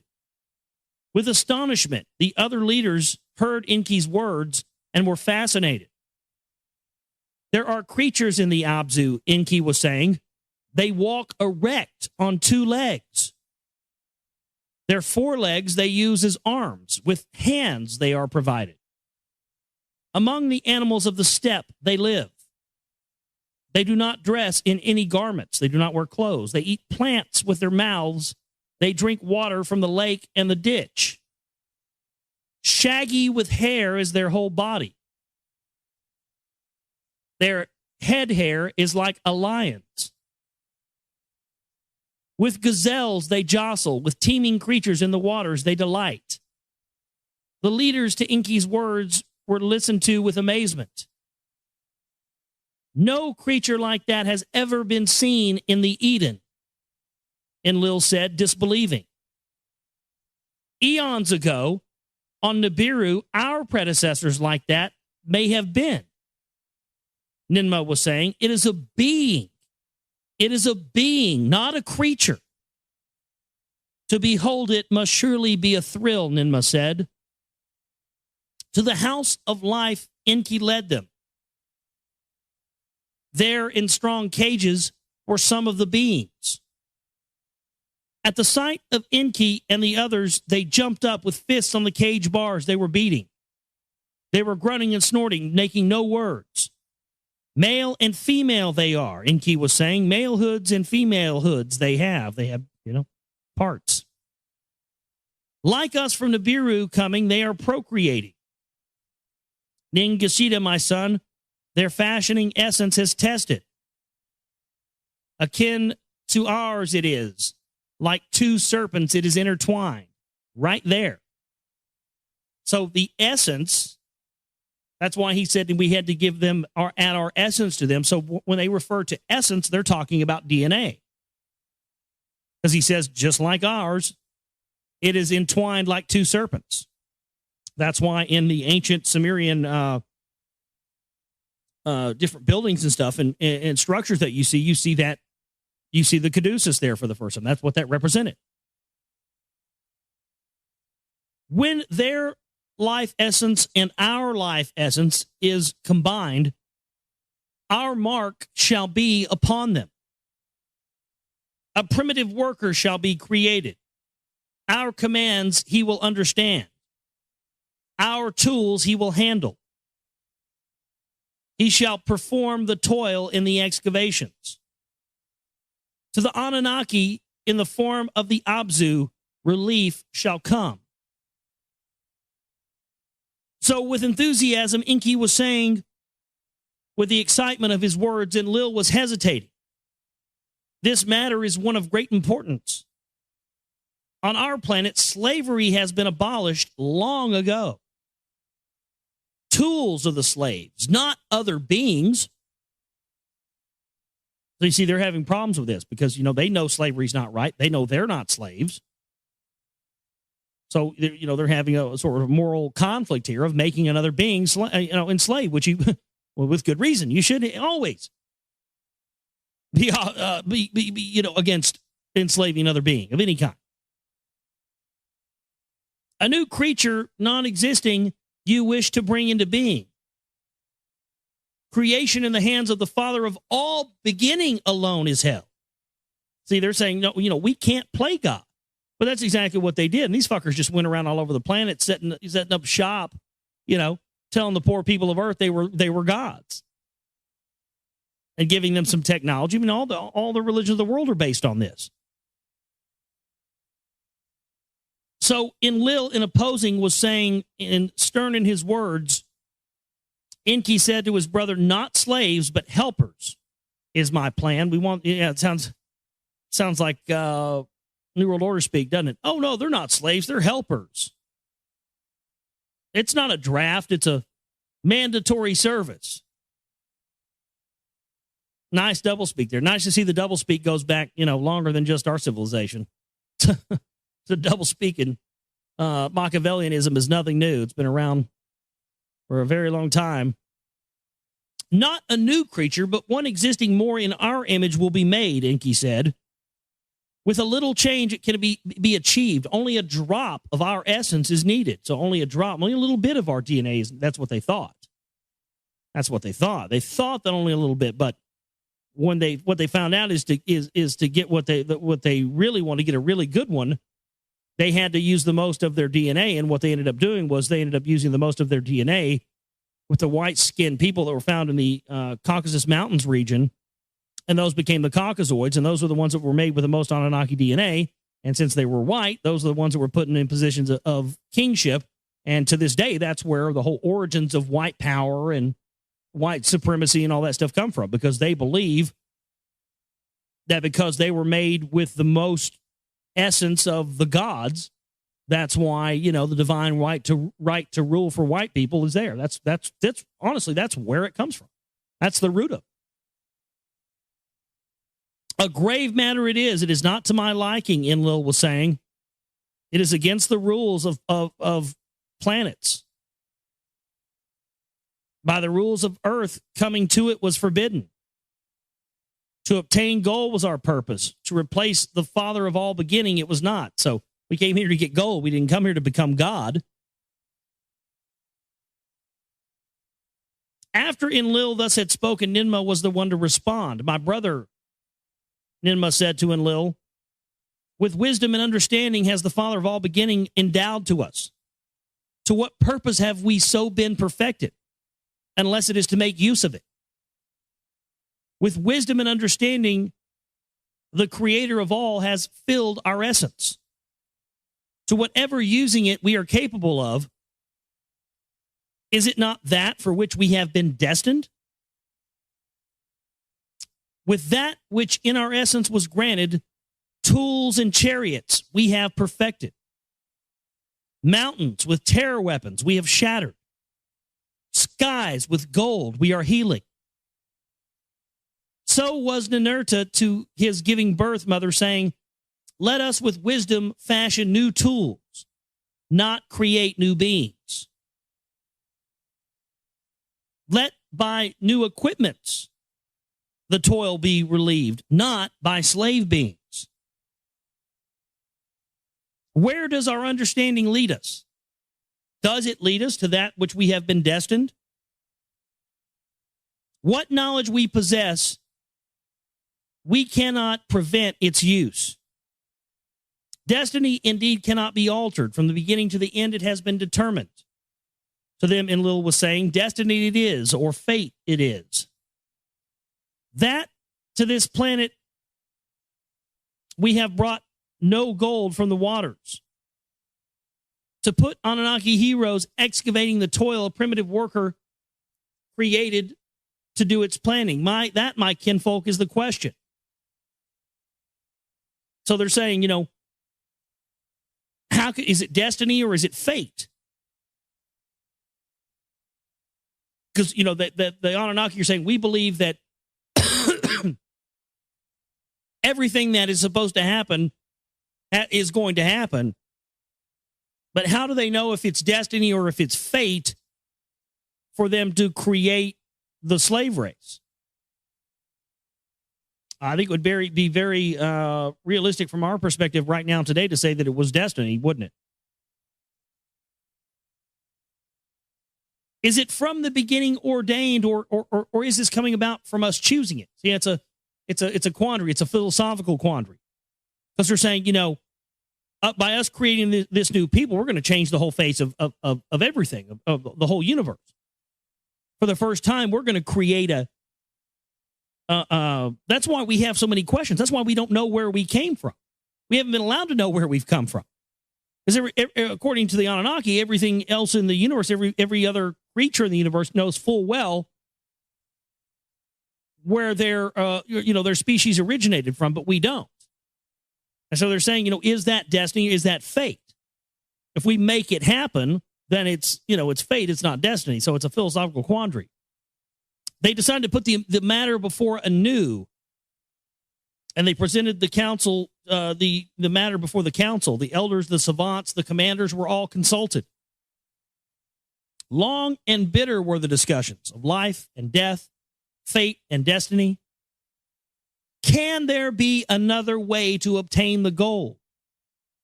Survival is in danger. If gold must be obtained, let the being be fashioned. The council decided. So it shows you here that, sort of the regular people on the ground of the situation were having, philosophical quandaries about whether or not they should do this genetic manipulation or not. But of course, much of the same way as it is on Earth, they went and took it before, the High Council. The High Council says, yeah, fuck it, do it. Do whatever you're going to do. We've got to achieve our master plan. So who gives a fuck if we mess up the natural order of things? Create a fucking being, get the fucking gold, let's go. Let's do this right now. What are you waiting for? Go, go, go. Don't ask questions, do it. Sounds familiar, doesn't it? Let Anu forsake the rules of planetary journeys. Let Nibiru be saved. From Anu's palace, the decision to Earth was beamed. It delighted Enki. Let Ninmah be the helper of such matters. She has understanding in this. At Ninmah with a longing he was gazing. Let it so be, Ninmah was saying. Let it so be, Enlil said. By Inugi was the decision to the Anunnaki and the Abzu announced.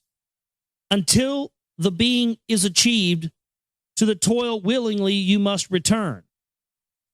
So they said, hey, that's fine. We'll build you guys a new fucking slave race, but your asses are going to have to get in there and mine that gold till we get this shit done, you know. We can breed enough of these fuckers to take over. And so they were like, all right, we won't rebel. So there was disappointment, but rebellion there was not. To the toil, the Anunnaki returned. And the House of Life in the Abzu, how to fashion the being Enki to Ninmah was explaining. So he starts talking to his sister Ninmah about how they're going to create the slave race and how they're going to do it and the technicalities of it.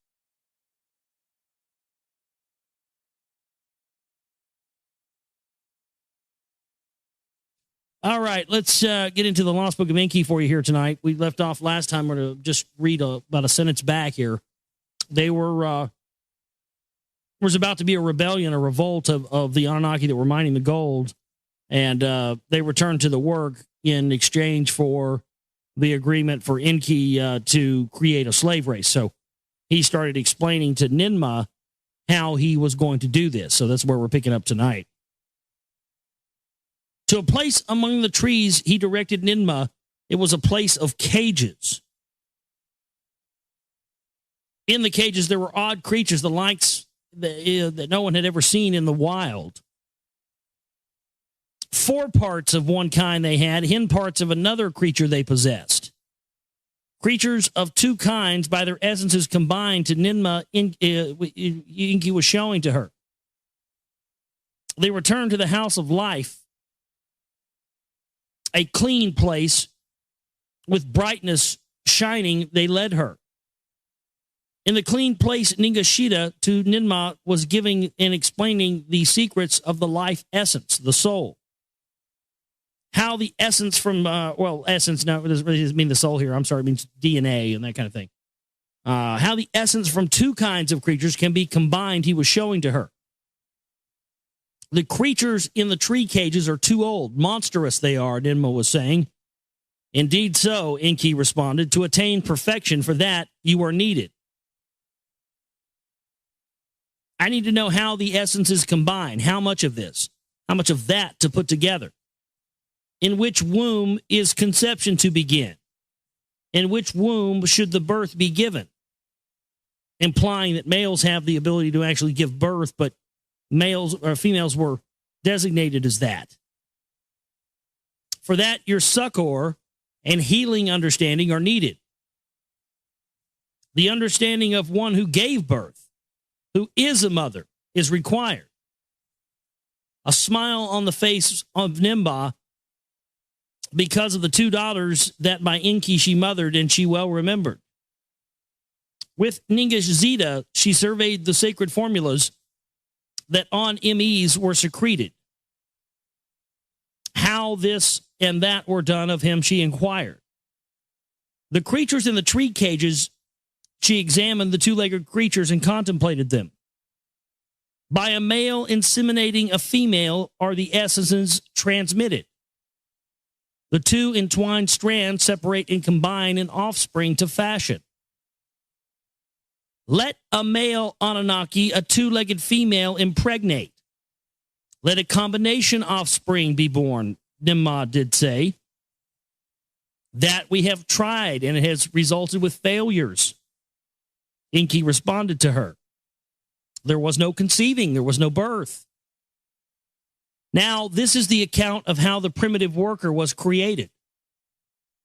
How Enki and Ninmah, with Ningashita assisting, this is how the being was fashioned. They tried another way to obtain the admixture of essences. How the 2 strands, the double-strand DNA. How to combine another, how to combine the 2 strands of essences together, another way must be found. That which from the earth is the portion that must not be harmed. To receive our essence in graduations, it must be shaped. So they want to slowly add more and more of their own DNA to these earthbound creatures. from the ME formulas of Nibiru's essence, only bit by bit could be attempted. In a crystal vessel, Ninmah was preparing a mixture. The oval of a female two-legged creature she gently placed. With ME Anunnaki seed, she impregnated the oval. That oval she put back into the womb of the two-legged female. This time there was conceiving. A birth was indeed forthcoming. The allotted time for birth giving the leaders awaited with anxious hearts, seeking the results. The allotted time arrived and there was no birth giving. In desperation, Ninmah made a cutting. That which was conceived with tongs, she drew out. A living being it was. With glee, Enki shouted, "We attained." Ningazita with joy cried out. In her hands, Ninmah, so they had to cut the umbilical cord. They didn't know about that. Once they did that, they were like, okay, cool, we got this. With joy, she was not filled. Shaggy with hair all over was the newborn. His foreparts like that of the earth creatures. His hind parts like that of the Anunnaki. They let the two-legged female nurse the newborn with her milk for him to suckle. Fast growing was the newborn. What was a day on Nibiru was a month in the Abzu. Taller the earth child grew in the image of the Anunnaki. He was not. His hands were not suited for tools, and his speech was only a grunting sound. So they basically made a Cro-Magnon man. We must try once more, Ninmah was saying. The mixture needs adjusting. Let me try this or that, and let me try this endeavor again, she says. With Enki and Ningazita assisting, they repeated the procedures. The essences in the MEs, Ninmah carefully considered. One bit she took from one bit she took out from another. Then in the crystal bowl, the oval of an earth female she inseminated. There was conception. At the appropriate time, there was birth giving. This one more in the likeness was in the likeness of the Anunnaki. They let his birth mother suckle him. They let the newborn child grow. Appealing he was by his looks. His hands were shapen to hold tools. His senses they tested. They found they're deficient. This earth child could not hear. His eyesight was faltered. Again and again, Ninmah rearranged the mixtures of the ME formulas. She took bits and pieces. One being had paralyzed feet. Another, his semen was dripping. So there's just sperm just falling out of this creature. What the hell is that? One hand had trembling hands. Another had a malfunctioning liver. One had hands too short to reach his mouth. One had lungs that were unsuited for breathing. Enki was disappointed by the results. A primitive worker is not attained to Ninmah, he was saying. What is good or is bad in this being by trials I am discovering. Ninmah responded to Enki, to continue for success, my heart prompts me. Once more an admixture she made. Once more the newborn was deficient. Perchance the shortfall is not in the admixture, Enki was saying to her. Perchance neither in the female's oval nor in the essences is the hindrance. Of what the earth itself is fashioned of, perhaps this is what is missing. Not of Nibiru's crystals use the vessel, of the clay of the earth make it. So this is the idea, mankind being created in God's image. Or the idea of God creating mankind out of clay, these clay vessels. We have the reptilian statues that were stolen out of the Iraq National Museum that were also made out of clay. So she was putting the oval, the egg, in this crystal vessel that came from Nibiru, and Enki saying, no, make it from the earth. you're going to make a human creature, it has to come from the earth. The earth has to be involved in it. You can't just put it in the stuff that came from another planet. It's got to come from the earth because you're making it out of the earth.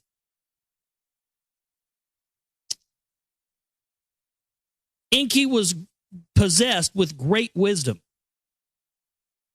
Perchance what is earth's own mixture of gold and copper is required. Thus Enki, who knows things, prompting her to use the clay of the Abzu, made a vessel in the house of life and made it from the Abzu or earth's clay. As a purifying bath, that's why they call clay earth. Earth and clay. As a purifying bath, she shaped the vessel within it to make the mixture. Gently into the clay vessel, the oval of an earth female was placed. The life essence from an Anunnaki's blood she extracted and placed in the vessel. By the ME formulas, the essence was directed, bit by bit, correct bit in the vessel was placed. Thus, the oval fertilized into the womb of the earth female, and she inserted it. There is conception, Nimma with joy announced. The allotted birth-giving time they awaited. At the allotted time, the earth female began to travail. A child, a newborn, was forthcoming. With her hands, Ninmah extracted the newborn. It was a male. In her hand, she held the child. His image she examined. It was the image of perfection. In her hand, she held up the newborn. Enki and Nigishzida were present. With joyful laughter, the three leaders were seized. Enki and Nigishzida were backslapping. Ninmah Enki embraced and kissed. Your hands have made it, Enki said with a gleaming eye to her. They let the birth-giving mother suckle the newborn. Quicker than a child on the Nibiru, he was growing. From month to month, the newborn progressed. From a baby to a child he was becoming. His limbs for the tasks were suited. Speech he knew not. Of speaking he had no understanding. Grunts and snorts were his utterings. Enki pondered this matter. What step should be done next in the mixture, he considered. Of all that we had tried and changed, one thing never altered, he said to Ninmah. Into the womb of the earth female, the fertilized oval was always inserted. Perchance this is the remaining obstruction. Thus, Enki was saying, Ninmah gazed with bewilderment at him. What in truth are you saying? Of the birth-giving womb I am speaking, to Enki was responding. Of who the fertilized oval nurtures, who birth-giving carries, in our image and after our likeness to be, perchance an Anunnaki womb is required. In the house of life there was silence. Never before heard were the words that Enki was uttering. They gazed at each other about what in each other's minds they were thinking. Wise are your words, my brother, Ninmah at long last was saying. Perchance the right admixture in the wrong womb was inserted. Now, where is the female among the Anunnaki who will offer her womb? Perchance the perfect primitive worker we will create. Perchance a monster into her belly we will place. They're just saying, we don't know what the fuck's going to come out here. Might be perfectly what we need. Might be some fucking monster. I don't know. Fuck it. Let's try it. Roll the dice, right? Ninmah said to Enki with a trembling voice, let me of Ninki, my spouse, inquire of that, Enki was saying. Now, let me go talk to my broodmare real quick. I mean, I know I fucked you twice and you're my own sister and I got you pregnant and we had a couple of kids, but I still got my broodmare that I married, Ninki. Now, you're just my sister and my hoe on the side. So let me go talk to Ninki, my spouse. She's popped out a few fucking shit rats. Let's go see if she'll pop out another one here for the, hey, baby, I got a job for you. I need you to come open up that pie hole you got down there between your legs and come squeeze a fucking earth baby out of it. What do you think about that? Let's go. No, no, no, no, no, she said to Enki.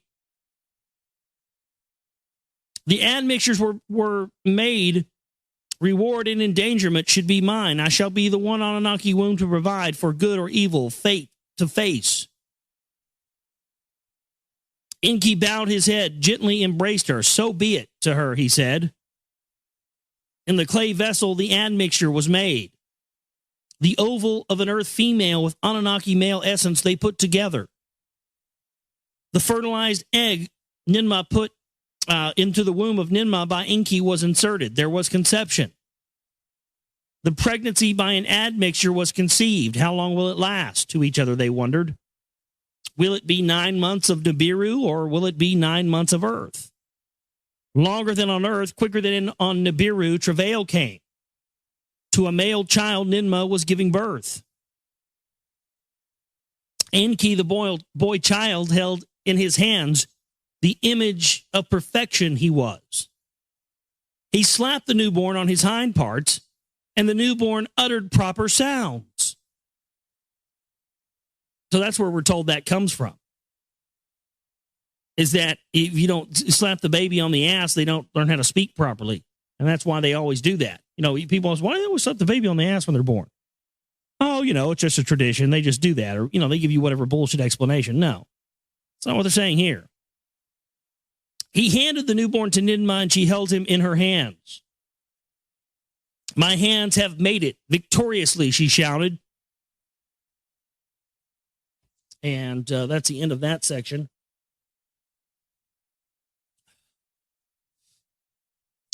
Let me get a drink here.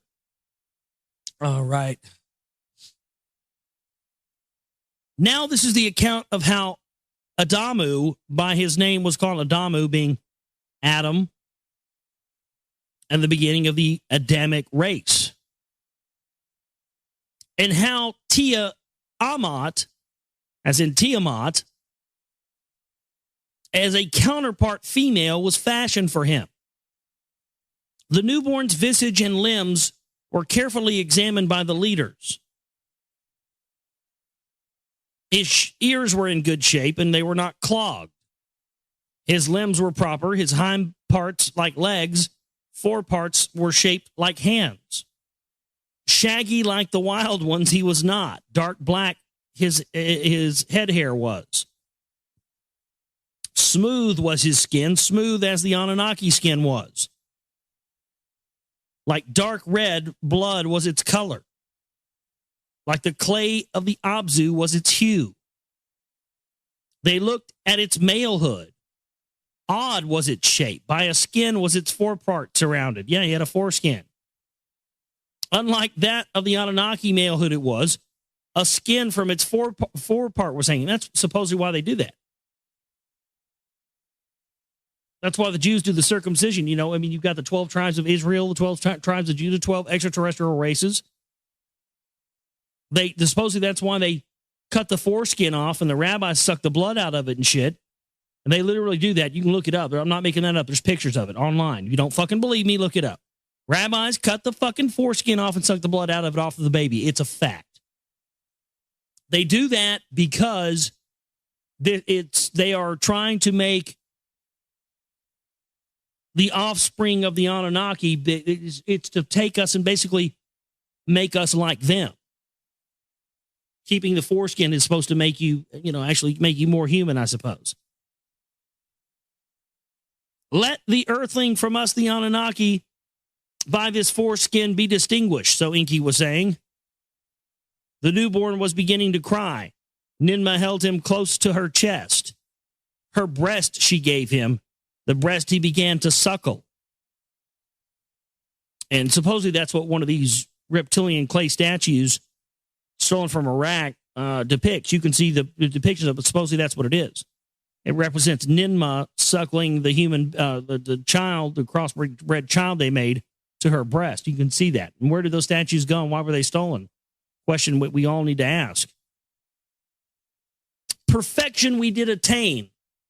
Ningazita with elation, he said. Enki was gazing at his sister, a mother, a son, not Ninmah, and a being he was seeing. And what name will you give him? Enki inquired. A being he is, not a creature. Ninmah cast her hand upon the newborn's body. With her fingers, his dark red skin, she was caressing. Adamu, I shall call him. One who is like earth's clay. One who is like the earth, the clay of the earth. That will be his name. For the newborn Adamu, they fashioned a crib in the corner of the house of life. They placed him. A model for primitive workers we have indeed attained, Enki was saying. Now a host of workers like him are needed. A model he indeed shall be. As for himself, like a firstling he shall be treated. From toil he himself shall be protected. His essence alone as a mold shall be. So was Enki saying, by this degree, Ninmah was greatly pleased.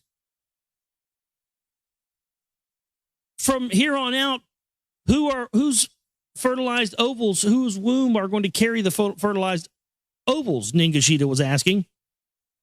The leaders pondered the matter, and Ninmah offered a solution. From her city Shurabak, Ninmah summoned female healers, and she explained the task required to them. To the crib of the Adamu she led them, the newborn earthling to perceive. To perform the task is not a commandment, Ninmah said to them. Your own wish is the decision. Of the female Anunnaki assembled, 7 stepped forward. 7 accepted the task. That's an interesting number. Let their names for all time be remembered, Ninmah said to Enki. Their task is heroic. By them, a race of primitive workers shall come into being. The 7 stepped forward, each one on her name was announcing the names Ningishita had recorded. Ninima, Shuziana, Ninmada, Ninbara, Ninmug, Musardu, and Ninguna. These were the names of the 7 who by their own wish were to be birth mothers on earth. Earthlings they were to conceive and carry in their wombs. Primitive workers they were to create. In 7 vessels of the clay of the Abzu they were made. Ninmah placed ovals of the 2-legged females in their wombs. She extracted the life essence of Adamu, and bit by bit she inserted into the vessels. Then in the male part of Adamu, an incision she made, a drop of blood to let out. This is a sign of life be that the flesh and soul have combined. Let it forever proclaim. So the combining, it represents, okay, they let the drop of blood out when they circumcise them, and it represents the combining of the flesh and the soul, which is exactly what the rosy cross on the Rosicrucian order means. The flower, the rose on top of the cross, represents the soul, the non-material part of the body, being crucified upon the body, the physical being trapped. So what they're saying here is that when the drop of blood comes out from the circumcision, that is a sign of life and the combination of the flesh and soul. So if a rabbi sucks that blood out, they take the blood of the combination of the flesh and soul into their bodies. I don't know about you, but that sounds like some cannibalistic alien shit right there if I've ever heard of it. Ugh. She squeezed the male part for blood. 1 drop of blood in each vessel she added to the mixture. In this clay mixture, earthling with the Anunnaki shall be bound. In this clay mixture, earthling to the Anunnaki shall be bound, Ninmah was saying. She was pronouncing an incantation. Now, that's interesting. You read Masonic historians, people like Manly P. Hall, they talk about the Kabbalistic origins of the creation of life. In the beginning, there was the Word. And that when you master the Kabbalistic system, of which I don't think you can even go into until you're what, in your 40s or something like that? But supposedly, if you really, truly master it, you can master the ability to create material life, material being, anything into creation using only the voice. So it's interesting that they do the circumcision, then she starts doing an incantation. Again, you see where the tradition of the Jewish rabbis and the Jewish stuff comes from. 12 extraterrestrial races, 12 tribes of Israel, 12 stones on the ephod communication alien device. Start to see the pattern here, folks.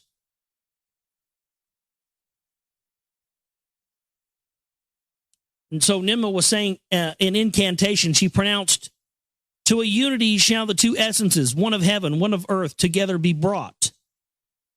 That which is of the earth and that which is of Nibiru shall be forever bonded in a blood kinship." So was Ninmah pronouncing her words, Ningazita also recorded. In the wombs of the birth-giving heroines, the fertilized ovals were inserted.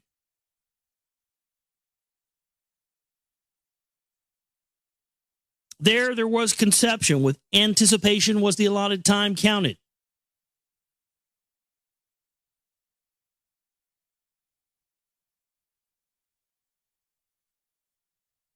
Oh, I lost my place. Hold on one second.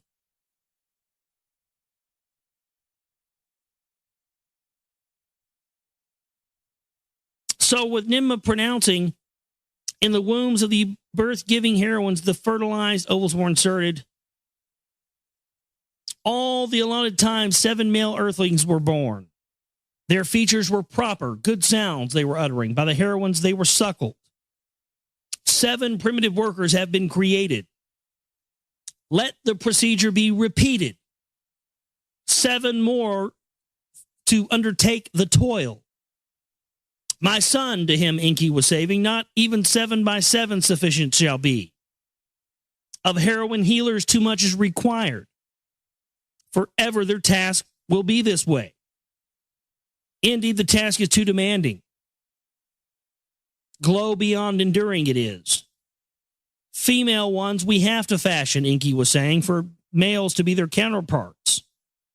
Let them each know each other as one flesh, the two to become. Let them by themselves procreate on their own to the childbirthing make. To primitive workers by themselves give birth, Anunnakis, females to relieve. The formulas you must change from male to female, make the adjustment. For a counterpart to Adamu is to be fashioned in the womb of an Anunnaki female. Conception is needed. Inca gazed at Ninmah directly. Before she could speak, he raised his hand. Let me this time, Ninki, my spouse, summon, with a strong voice, he said. If she is willing, let her be the mold for the female earthling to create. They to the Abzu, to the house of life, summoned Ninki. They showed her Adamu, and all the matters of this situation were explained to her. Of the task that is required, they gave explanations of successes and danger to her. By the task, Ninki was fascinated. Let it be done, she said to them. Yeah, fucking, here you go. I'll open up. Yeah, fucking put that bitch in me. Yeah. I'll shit one out for you. Shit out another fucking gold mining slave for you. Here you go. There's another one. Let's keep cranking them out here. Maybe we can get this fucking gold in our atmosphere and save our asses here. Come on, let's go. It's fucking 9 months for one of these things to be born. I've said that for the longest time. It seems that they allowed a population to explosion to happen on this planet to get, their agenda achieved. And once they've got their agenda achieved, now they've started instituting eugenics to get rid of those extra people that they created to get their agenda this far. It's sick, man. But it's very much the real reality that's going on in this world. There was conception in the allotted time. Ninki was in travail. A birth there was not. Ninki counted the months. At the 10th month, the month of evil fates, they began to call. Ninmah, the lady whose wombs had opened, made a cutter inside of the incision. Her head was covered. On her hands, she wore protection. Also, they're doing a cesarean section, huh? A female to birth was given. The newborn's visage and limbs were then carefully examined. Of good shape were her ears. Her eyes were not clogged. Her limbs were proper. Hind parts like legs, foreparts for the hands were shaped. Shaggy she was not. Like beach sands was the hue of her hair, blonde. Her skin was smooth, as that of the Anunnakian smoothness and color it was. Ninmah, the girl child, held in her hand, she slapped her hind parts. Proper sounds were uttered from the newborn. To Ninki, the spouse of Enki, she then handed the newborn to be suckled, nourished, and raised. A name will you give her? Enki inquired. A being she is, not a creature. In your image she is, after your likeness. Perfectly she is fashioned, a model for female workers you have attained. Ninki cast her hand upon the newborn's body. With her fingers she caressed her skin. Tiamat, let her name be, the mother of life. Like the planet of old, which the earth and the moon were fashioned, let her be called. From her womb's life essences of other birth givers shall be molded. To a multitude of primitive workers she shall thereby be giving life. Thus was Ninki saying, the other words of concurring were uttered. So there you go. So they've now bred themselves a perfect male and a perfect female, and are going to go about the business of continuing to see what they can do to use this. It's very interesting because, you sort of get this idea that there was some care involved, but you just sort of see this hapless idea of, they're just going around. They don't know what the fuck's working. They're just going, oh, try this. It didn't work. Trial and error. It's nice to see that trial and error is not something that exists just in our realm. It seems that, but this is where the elite get this idea of, experimenting on animals and doing experimenting on humans. And this mentality comes from the quote-unquote gods, the ones that fashioned mankind. That's why our rulers are so bloodthirsty and do the kind of things that they do. Because it's in their fucking DNA. It's in their blood to do that. It is genetically programmed into the elite to always do nothing but the continuation of the great work and be damned anything that gets in its way. Be damned how many people it kills. The only thing important is their work, and you see them saying that here. The only thing that's important is that we mine the gold. The only thing that's important is that we fashion a slave race. Whatever we have to do to get our agenda accomplished is what we have to do. And, whether it's right or wrong, it doesn't matter. We just got to try this until we get it to work. And you see that sort of same thing happen with countries and governments and everything today, don't you? You guys are like, fuck it, let's just keep trying until we get it right, Unbelievable stuff there. Great stuff out of Lost Book of Enki.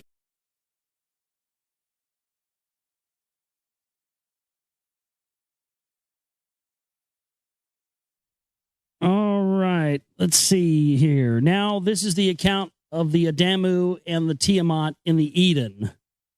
So I guess I don't have to tell you. Don't have to tell you where this is going. The Adamu and the Tiamat in Eden, which is Adam and Eve in Eden. But here it's Adamu and Tiamat in the Eden, Edin. See? Well, it just smashes the whole idea of, all that's original stuff. That came from the Bible. Yeah. Yeah, right. Long before that, Bubba. Here we go. So this is basically the original story of Adam and Eve, I suppose. Here we go. And how they knowing of procreation were given and to the Abzu expelled. The Abzu, I guess, is earth or the land. After Tiamat in the womb of Ninki, she was fashioned.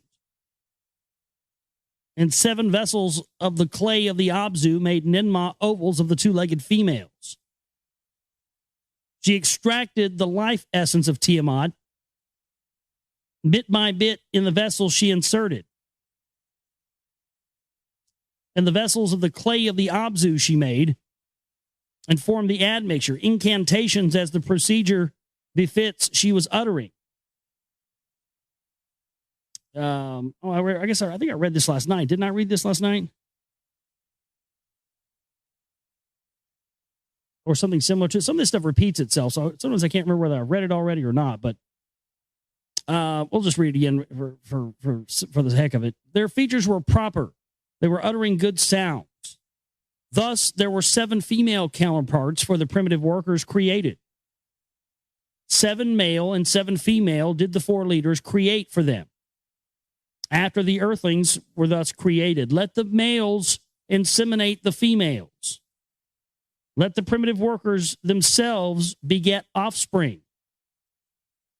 So was Enki saying to the others, after the allotted time, offspring's other offspring will beget. Plentiful will be the primitive workers' numbers. The toil of the Anunnaki they shall bear. Enki and Ninki, Ninma, and Ningishita were joyful. The fruits elixirs they were drinking. For the semen and the 7 cages they made, among the trees they placed them.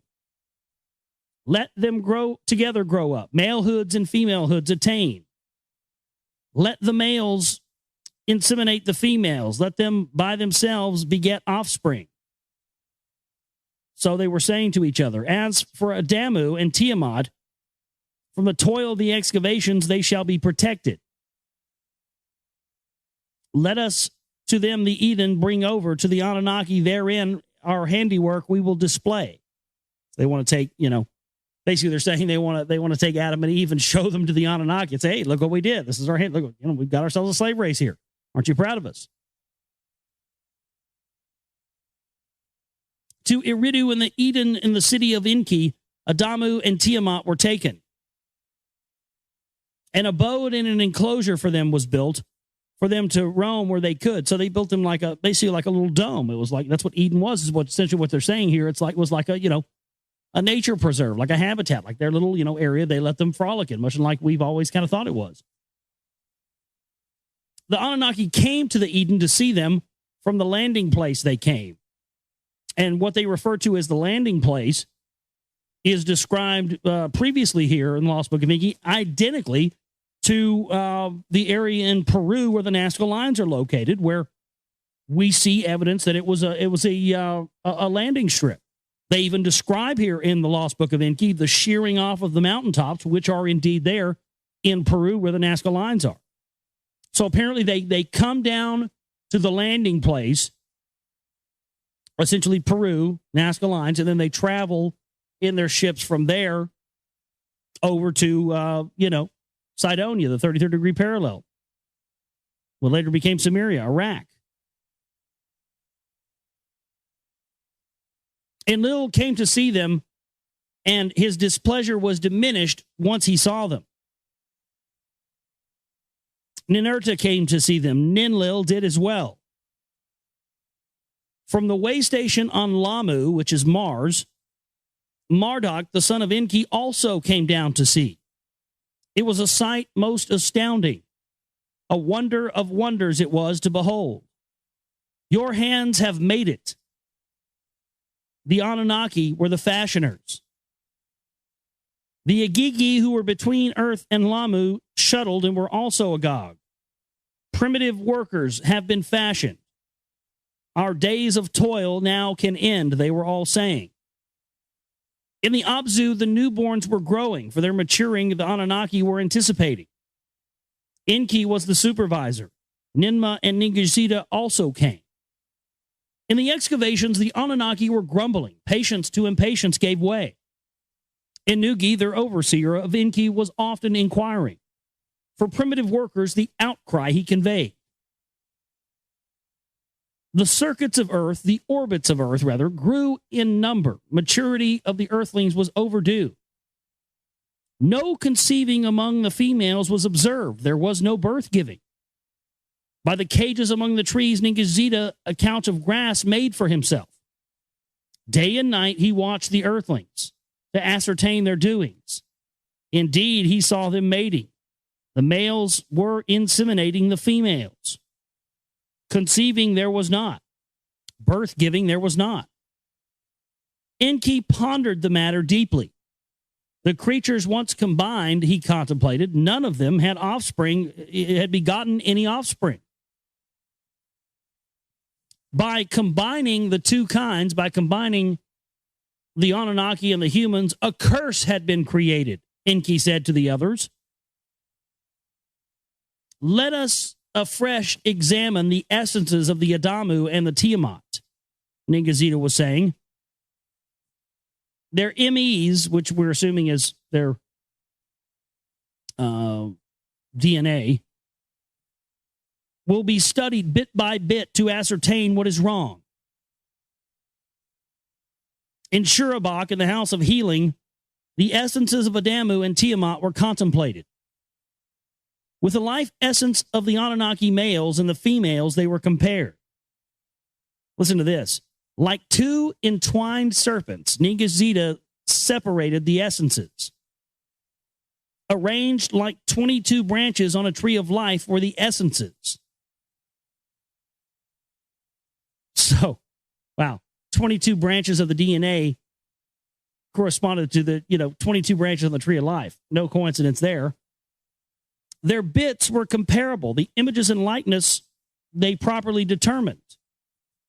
22 they were in number. The ability to procreate they did not include. Another 2 bits of the essence of the Anunnaki present Ningazita to the other showed. 1 male, 1 female. Without them, there was no procreating. So they had to add extra little bits of their DNA to that. In the molds of Adamu and Tiamat, they were not included in the combining. Ninmah heard this and was distraught, and with frustration she seized Enki. The clamor in the Abzu is great. Mutiny is again in the making. Enki said, primitive workers must be procured lest the gold extraction shall be ceasing. Ningazita in these matters learned a solution was proposed. To his elders Enki and Ninmah in the House of Healing he whispered, let all the heroines who Ninmah were assisting sin away. They locked the door behind them, the 3 with the 2 earthlings alone remaining. Upon the 4 others, Ningazita, a deep sleep, descended into a deep sleep. The 4 he made unfeeling. From the rib of Enki, he extracted the life essence. There's the part with the rib. Whose rib? The rib of Enki. Into the rib of Adamu, the life essence of Enki he inserted. From the rib of Ninmah, a.k.a. Isis, the gene of Isis, here we go. The life essence he extracted. Into the rib of Tiamat, the life essence he inserted. Where the incisions were made, the flesh thereon closed up. Then the 4 of them by Ningazita were awakened. It is done, he proudly declared. To their tree of life, 2 branches have been added. With procreating power, their life essences are now intertwined. Let them freely roam as one flesh, let thorn knots each other, Ninmah was saying. In the Eden's orchards to freely roam, Adamu and Tiamat were placed. Of their nakedness, they became aware. Of malehood and femalehood, they were knowing. Tiamat made aprons of leaves, so they would be distinguished from the wild beasts. In the heat of the day, Enlil was strolling in the orchard. He was enjoying the shade there. Without expectation, Adamu and Tiamat he encountered. He noticed the aprons on their loins. What is the meaning of this? Enlil wondered. He summoned Enki to explain it to him. The matter of procreation Enki explained to Enlil. The 7 and 7 had failed to Enlil, he admitted. Ningazita examined the life essence and noticed that an additional combining was needed. Great was Enlil's anger. Furious his words were. The whole thing was not to my liking. For acting as creators, gods, I had opposed. The being that we need, it already exists. Even you said this, Enki. All we needed to do was put our mark on it. Thereby we would fashion primitive workers. Healing heroines put them at risk. Ninmah and Enki were in danger. To no avail it was all. Your handiwork was a failure. Now the last bits of our essence to these creatures you have given. to be like us in procreation, knowing perchance our life cycles on them you will bestow. He's saying, yeah, this is where you get into the moral conflict between the brothers Enlil and Enki. Because on the one hand, they both were in agreement that, they needed to fashion a primitive worker race. But Enlil's idea was to basically make, a non-conscious, animal essentially that would do the work. And when they couldn't get that to happen, that was when, Enki and the whole clan decided that, hey, we've got to put some of our DNA inside of them to make them be able to make what we need. But Enlil here is saying that perchance our life cycles he's having a problem because they're saying, you're going to bestow our life cycles onto them. And that right there explains why humans have we should live for a lot longer than we do. The Anunnaki they orbit around the sun once every 3,600 years. So 1 year, which is a shar on Nibiru, is 1 year for them. But they started noticing when they came to Earth, that's why they had to build the slave race, that they were growing old and aging and dying rapidly here on Earth. And so Enlil's problem with this was that, you were going to create, by using their DNA, a species that would have a relatively short life because of the rapid orbit of the Earth around the sun. So he was concerned with that.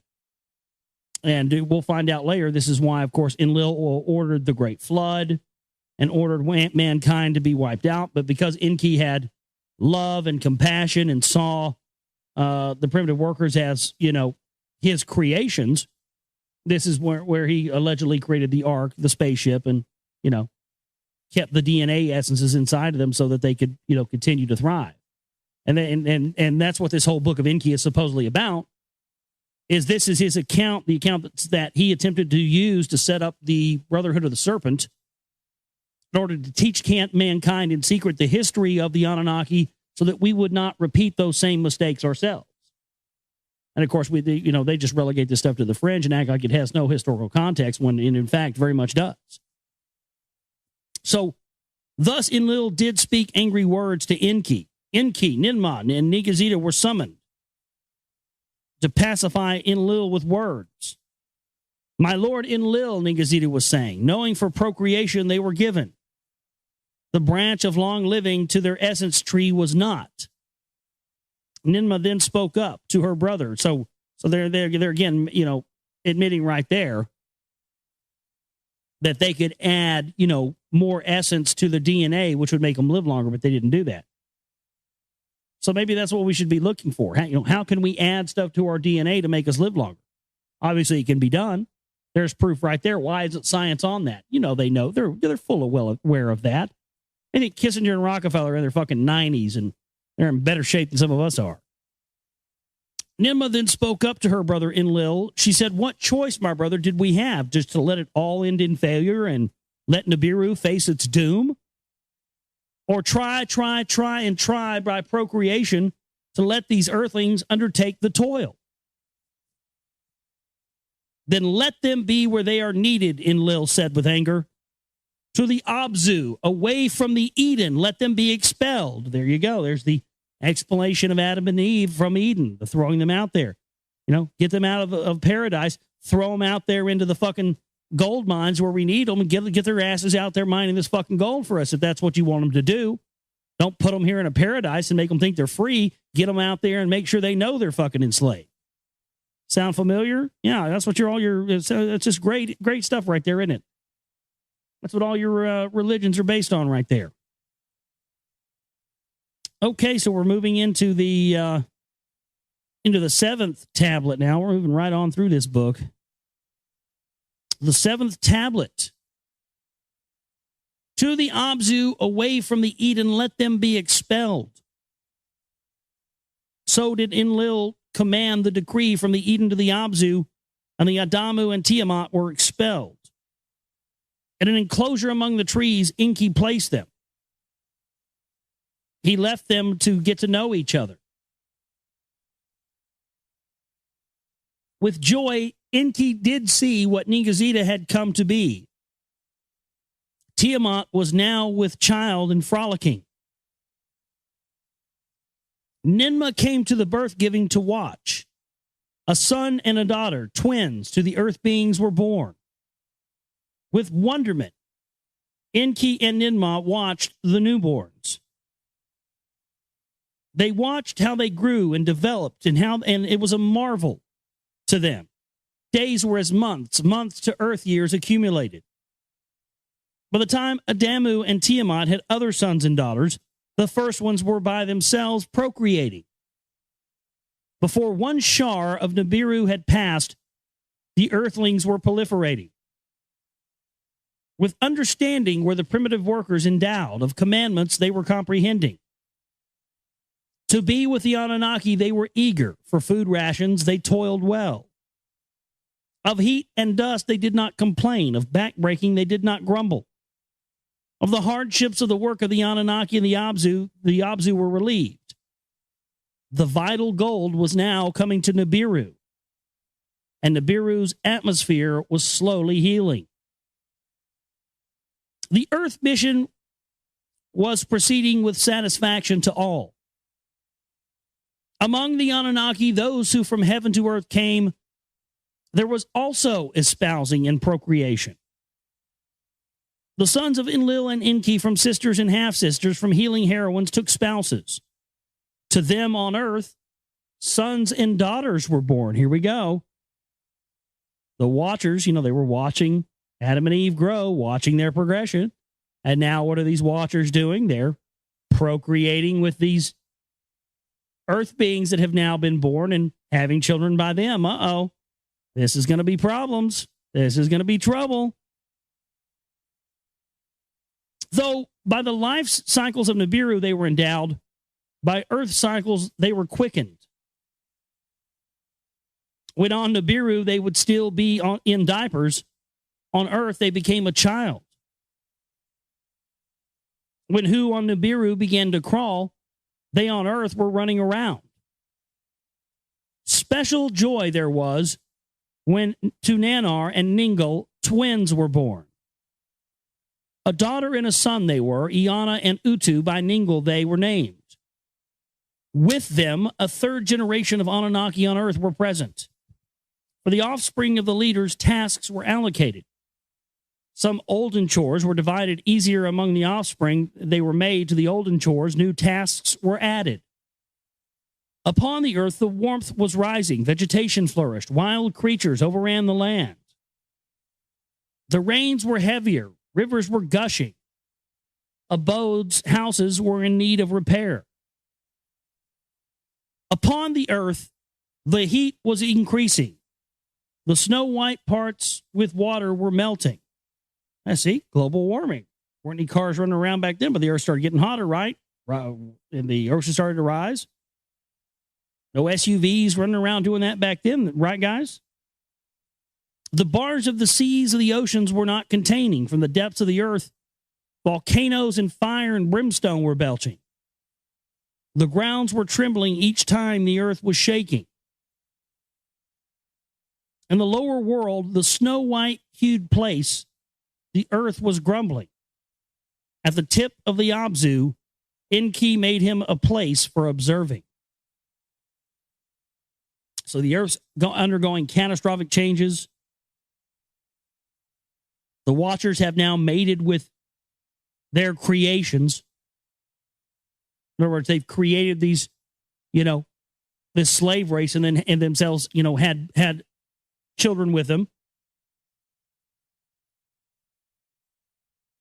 And this is where you start to see the beginning of the separation of the bloodlines. And we're going to start moving into more and more of this, these cataclysmic changes happening on Earth, the judging of the creatures, the rest of that, the fighting between Enlil and Enki. It's getting interesting. So page 152, remember that, page 152, that's what we'll pick up next time. And boy, good stuff there tonight out of the Lost Book of Enki. To his son Nergal and his spouse Ereshkigal, he therefore entrusted command to them. A thing unknown, an untoward thing thereunder is brewing. Negal to his father Enki said, in Nibiru Key, the place of the bond of heaven and earth, Enlil was watching the heavenly orbits go by. By the emise of the tablets of destiny, celestial motions he was comparing. There is turmoil in the heavens, Enlil said to his brother Enki. From the planet Laranu, the place of the way station, Marduk to Enki, his father, was complaining. Strong winds are disturbing us, and annoying dust storms they are raising on earth. So Marduk to his father Enki was beaming his words. In the hammered bracelet, turmoils are occurring. Upon the earth, brimstones from the skies were falling. Pitless demons, havoc causing violently, they approach the earth. Now, what's interesting is this being caused because of the orbit of Nibiru coming close to the earth and the cataclysmic effects that it's said to have on our planet when it gets close to it? That's what I think this is. That's what I think they're referring to. I could be wrong about that. Into flaming fires in the sky, they were bursting. In a clear day darkness, they were causing storms with evil winds that raged around. Like stony missiles to the earth, they were attacking. Well, the hammered bracelet is the asteroid belt. So I guess the asteroid belt started hammering the earth with asteroids. Kingu, Earth's moon, and Lamu, which is Mars, was too affected by these havocs. The faces of all three were covered with countless scars. Enlil and Enki to Anu the king were beaming urgent words. They alerted Nibiru's savants. The earth and the moon and Lamu, Mars, are facing an unknown calamity. From Nibiru, the savants were responding, and their words from the leaders' hearts were not calming. In the heavens, the family of the sun were taking stations. The celestials, of whom Earth is the seventh in a row, were choosing places. Again, 5,000-year-old text here, folks. In the heavens, Nibiru was approaching. The sun's abode it was nearing. By the seven in a row arraigned was Nibiru distracted. The path through the hammered bracelet it was missing. From the bracelet, bits and pieces it had been displacing. So Nibiru is passing close to Earth in its orbit around the sun, and it starts displacing pieces of the asteroid belt, and those start hammering Earth and the moon and Mars. Bereft of the celestial bar, Lamu with Mumu near the sun were crouching. In the heavens, Lamu was abandoning her glorious dwelling place.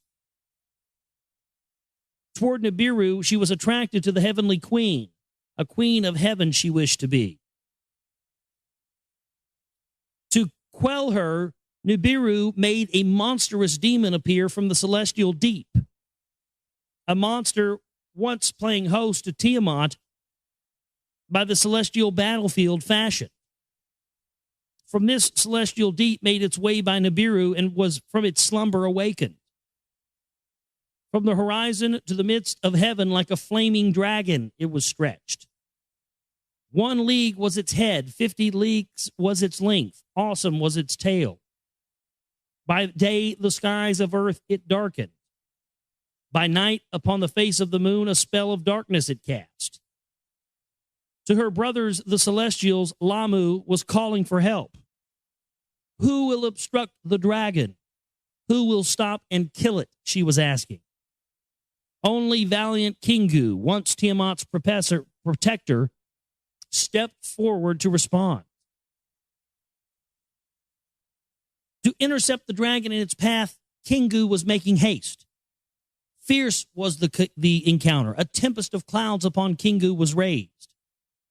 By its foundations, Kingu was shaken from the impact, and the moon quaked and shaked. Then the heavenly havoc was calmed. Nibiru was returning to its distant abode in the deep, meaning it was going back to its normal orbit. Lamu did not abandon its place of dwelling. The stony missiles upon the earth in Lamu ceased their raining. Enki and Enlil with Marduk and Ninurta gathered. They undertook a surveying of the havoc on earth. The foundations of the earth Enki surveyed, and he examined what had befallen of its platforms. The depths of the oceans he measured, in earth's far corners the mountains of gold and copper he scanned. Of the vital gold there will be no shortage, Enki was saying. In the Eden, Ninurta was the surveyor, where mountains trembled and valleys shook. In his skyship, he soared and journeyed. I mean, here we are, 5,000-year-old Texas, openly talking about people flying around in fucking skyships. No big deal. Now, again, ask yourself why this is the first thing they did when they invaded the Iraq National Museum in 2003. Why did this the first thing they did was go in and get, text like this so we can't see them anymore? I mean, duh, hello. The landing platform was intact. In the valleys of the north, the earth's fiery liquids were pouring. So Ninurta was telling his father Enlil about sulfuric mists and bitumens that he was discovering. On Mars, the atmosphere was damaged.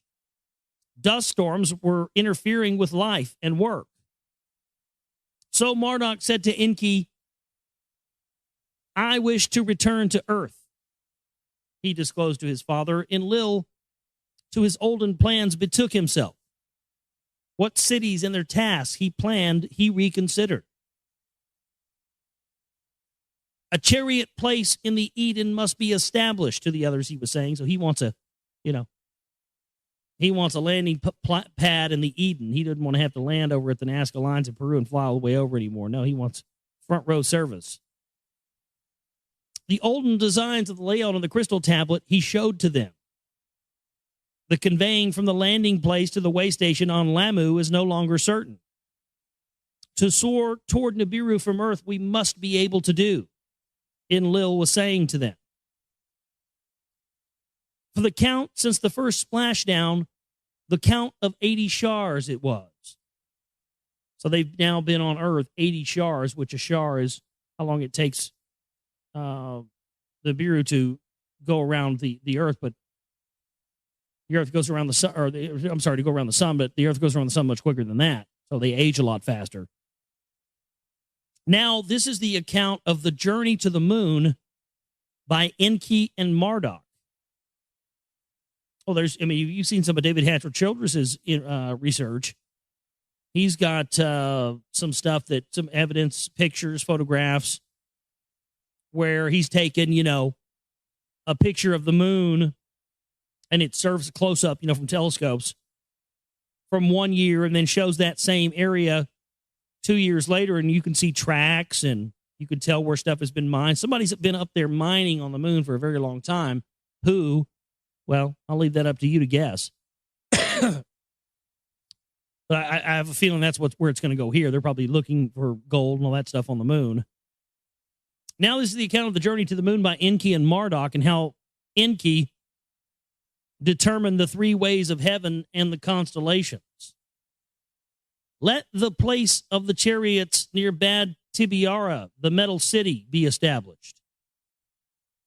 From there, let the gold from Earth to Nibiru in the chariots be directly carried. So Ninurta of Bad Tibira, the commander, to them the words he was saying. Enlil, to the words of Ninurta, his son, gave heed. He was proud of his son's wisdom. To Anu, the king, Enlil quickly conveyed the plan. He said to Anu, let a place of celestial chariots in the Eden be established. Near the place where the gold ores are smelted and refined, let it be built. Let the pure gold in the chariots directly from Earth to Nibiru be carried. Directly to Earth from Nibiru, let heroes and supplies be coming. Of great merit is the plan, my brother, Enki was saying to his father Anu. a great disadvantage it is holding in its core. The net pull of Earth, its gravity, is much greater than Mars. To overcome the gravity, we shall exhaust our powers. Before there is rush to deciding, let us examine an alternative. Nearby, the Earth a companion has, the moon it is. Smaller is its gravity. Ascent and descent thereon will require little effort. Let us use it as a way station. Let me and Marduk thereto journey. The two plans I knew the king before the counselors and savants considered presenting. Let the moon first be examined, the king did advise. Let the moon first be examined, I knew to Enki and Lil beamed the decision. Enki was greatly joyed. The moon to him was always alluring. Isn't that interesting? We'd be reading this, coincidentally, we'd be reading this tonight on a full moon. And we're talking about Enlil and Enki going to the moon. Obviously, here to, as they're saying here, to set it up as a way station. Maybe that's why, there's been this thing where, people have been kind of afraid of the moon. Maybe they're up there using it as a way station still to this day. Who knows? Whether somewhere it was hiding water and what atmosphere it possesses, he always wondered. Isn't that interesting that Enki was wondering, if it had water? And of course, what did we do? We, straight out of Mr. Show, we blew up the fucking moon. Oh, we're going to blow it up, find out if there's water there. And India's going, hello, Mr. America, we already found the water. Why did my Indian sound like a Mexican? God, I'm terrible. I'm sorry. Suck Satan's cock. Its sleepless nights, its silvery cool disk with bewitchment, he observed. Its waxing and waning, a game with the sun it played, a wonder of wonders. What secrets from the beginning he wished to uncover of the moon? In a rocket ship, Enki and Marduk did journey to the moon. Thrice, they circled the Earth's companion and created a deep wound, or they observed a deep wound that was created by the dragon. By many hollows, the handiwork of smashing demons had marked the face of the moon. In a place of rolling hills, they set the rocket ship down. In its midst, they landed. From the place the earth they could observe, and the expanse of the heavens. Eagles' helmets they had to don. The atmosphere for breathing was insufficient. With ease they walked about. In this, in that direction they went. The evil dragon's handiwork was dryness and desolation. Maybe this explains, that they were setting up a way station there. There's that thing called the Shard. You guys ever heard of that? The Shard, S-H-A-R-D. If you type the Shard on the moon into Google, you should find that. It's this fucking structure. It's like a tower for giants. This thing's like 20 miles thick or something like that. I mean, it looks like this giant tower that was made for, to the scale of giants. Maybe that's what it is. Maybe that's why there's been so much, obfuscation and lies about what's really on the moon. With ease, they walked about any direction they wanted to. The evil dragon's handiwork was dryness and desolation.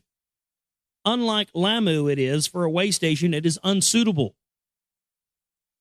Marduk said to Enki, let us abandon this place and let us return to earth. Do not be so hasty, my son. And Enki said to Marduk, are you not by the celestial dance of earth and moon and sun enchanted? Unobstructed from here is the viewing of the quarter of the sun is at hand. The earth is like a globe in the void. By nothing it is hanging. With our instruments we can scan the distant heavens. A handiwork of the creator of all. In this solitude we can admire. Let us stay and observe the orbits of how the moon circles the earth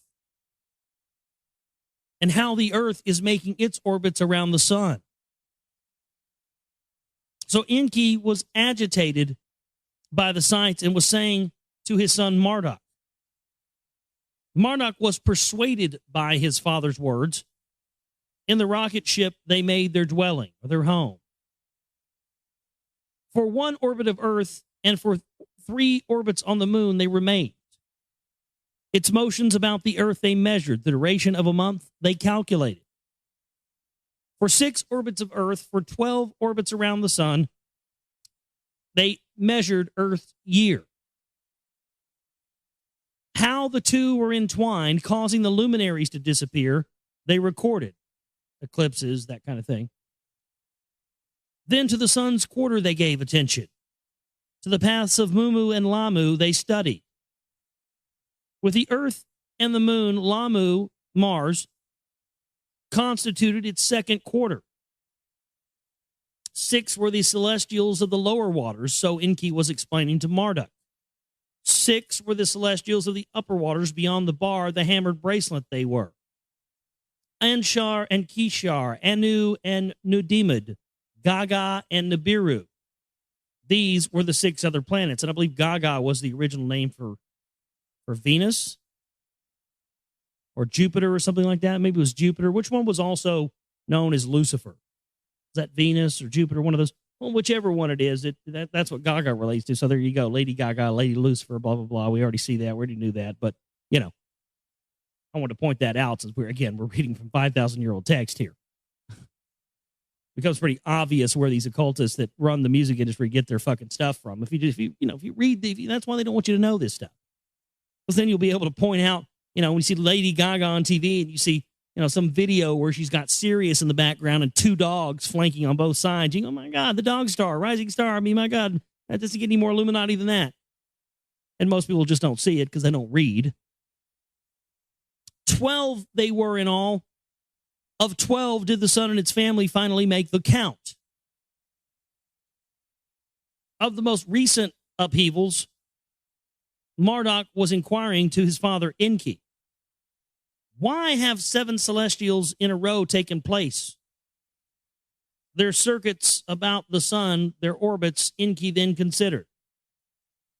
Their grand band around the sun, their progenitor, Enki carefully observed. The positions of Earth and Moon therein on a chart, Enki marked out. Now, my question is that he's talking about marking out the positions of the Earth and the Moon on a chart and showing, where the planets are in relation to the sun.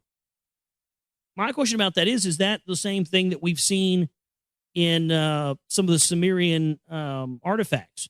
There's a Sumerian artifact that I've seen that's over 5,000 years old, long before the times of telescopes or anything else, and it's exactly that.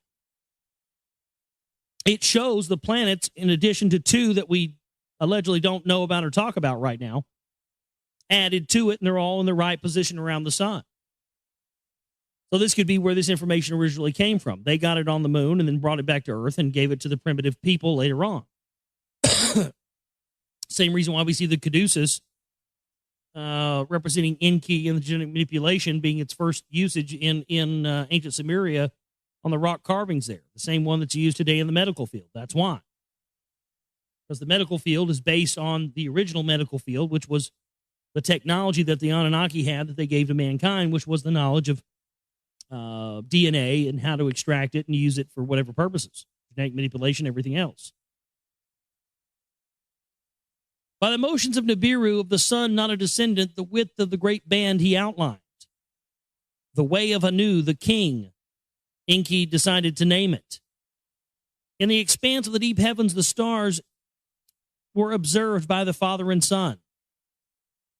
By their proximities and groupings, Enki was fascinated.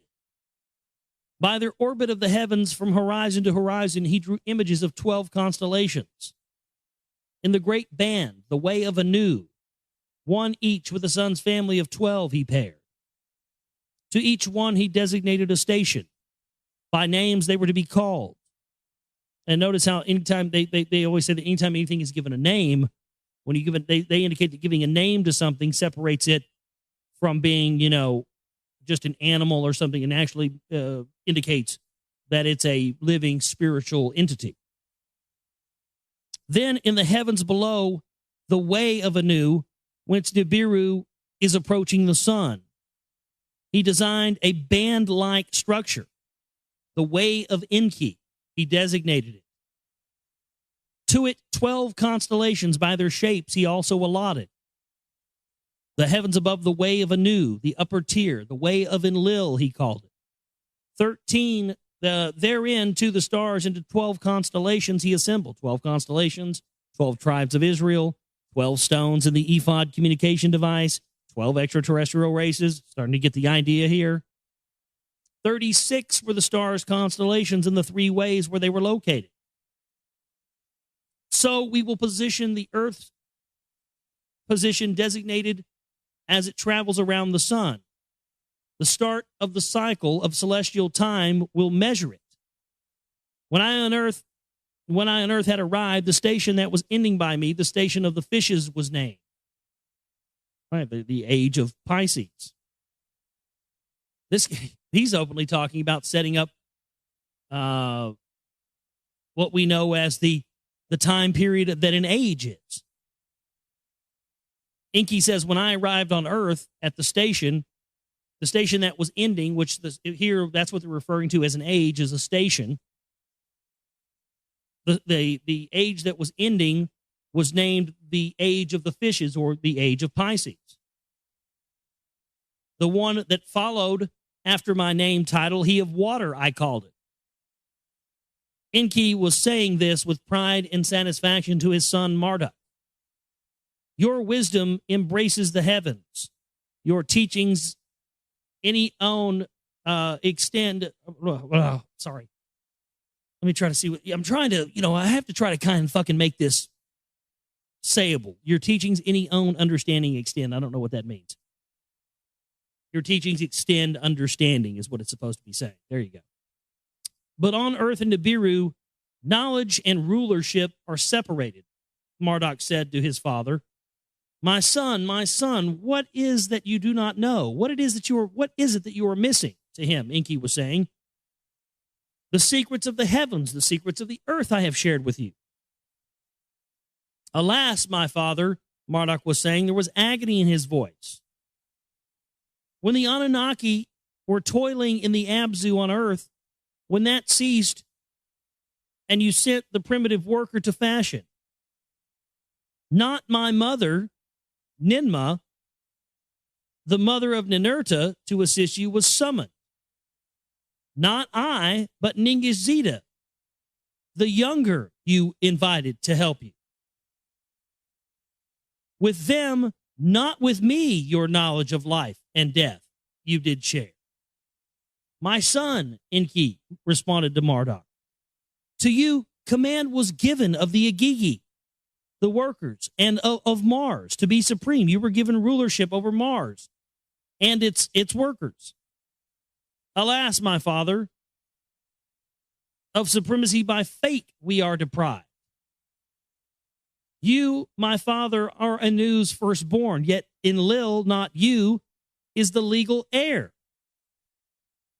You, my father, were first to splash down to Endu and establish it, which is earth, yet Eridu is in Enlil's domain.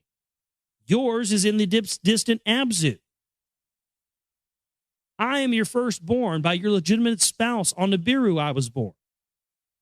Yet the gold in the city of Ninurta is assembled therefrom to send or to withhold it. The survival of Nibiru is in his hands. It is not in my hands. Now that we are returning to earth, what will be my task? Am I to fame and kingship fated, or will I be humiliated? In silence, Enki embraced his son. On the desolate moon, he made a promise to him. Of that of which I have been deprived of you, your future lot shall be. Your celestial time will come. A station adjoining mine shall be yours. So there he says, we're gonna fix this. We're gonna make sure, you feel like you're a part of this. And we're going to see more of these conflicts coming up between these. We're going to see conflicts coming up between Enlil and Enki, and because apparently, from what I understand from reading some of these other Sumerian texts, the workers start to revolt. They don't want to be enslaved because they've been made with too much of this princely DNA of the Anunnaki, and they just say, "Oh, fuck them," wipe them out, great flood, whatever. But Enki was the one that said to have had compassion. This was the whole thing of Lucifer and the devil and Jesus. I mean, you see where all these myths come from. All this stuff originates out of ancient Sumeria, and this is the big reason why there's been such a moratorium on this info, because they really don't want people, it really just don't want people to see that. Unbelievable stuff there.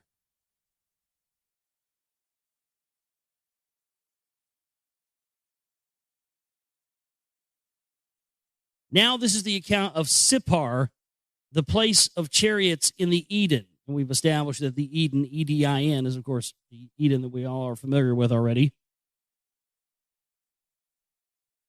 For many, this is the account of the Sippar, the place of the chariots in the Eden, and how the primitive workers were returned to Eden. So the primitive workers that were cast out of Eden were then returned to Eden. So this is where we're picking up tonight. For many circuits of the earth, from the earth were father and son absent. No plans were implemented on earth. And on Lamu, Mars, the Agigi workers were in turmoil. Enlil sent Anu secret words about his concern and beamed them from Nibiru to Anu. Enki and Marduk have gone to the moon. For countless orbits now they are staying. What they are doing is a mystery. What they are scheming is not known. Marduk has abandoned the way station on Lamu, on Mars. The Agigi are agog. By dust storms, the way station has been affected. What damage there is to us is not known. The place of the chariots in the Eden must be established. Therefrom, the gold can be carried directly from Earth to Nibiru. No way station on Mars shall henceforth be needed. The plan of Ninurta it is. Great matters, great understanding in these matters he has. Let him establish a place of the chariots near the bad Tibiara establishment. Let Ninurta be its first commander. Anu gave much consideration to the words of Enlil and said to him, Enki and Marduk are returning to the earth. What have they found out about the moon? From the moon, Enki and Marduk departed and returned to earth. Of the conditions there, they gave an account. A way station is unfeasible now, they reported. Let the place of the chariots be built, Anu was saying.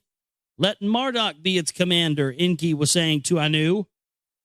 The task is set aside for Ninurta, Enlil was shouting angrily. For the Agigi, the Anunnaki workers, their command is no longer needed. Marduk has knowledge of these tasks. Of the gateway to heaven, let Marduk be in charge. So Enki did say to his father. Anu contemplated the matter with much concern. Rivalries have now affected the sons. With wisdom, Anu was endowed. With wisdom were his directions. The place of the chariots for the new ways the gold is to handle is designated. Let us henceforth come in the hands of a new generation place.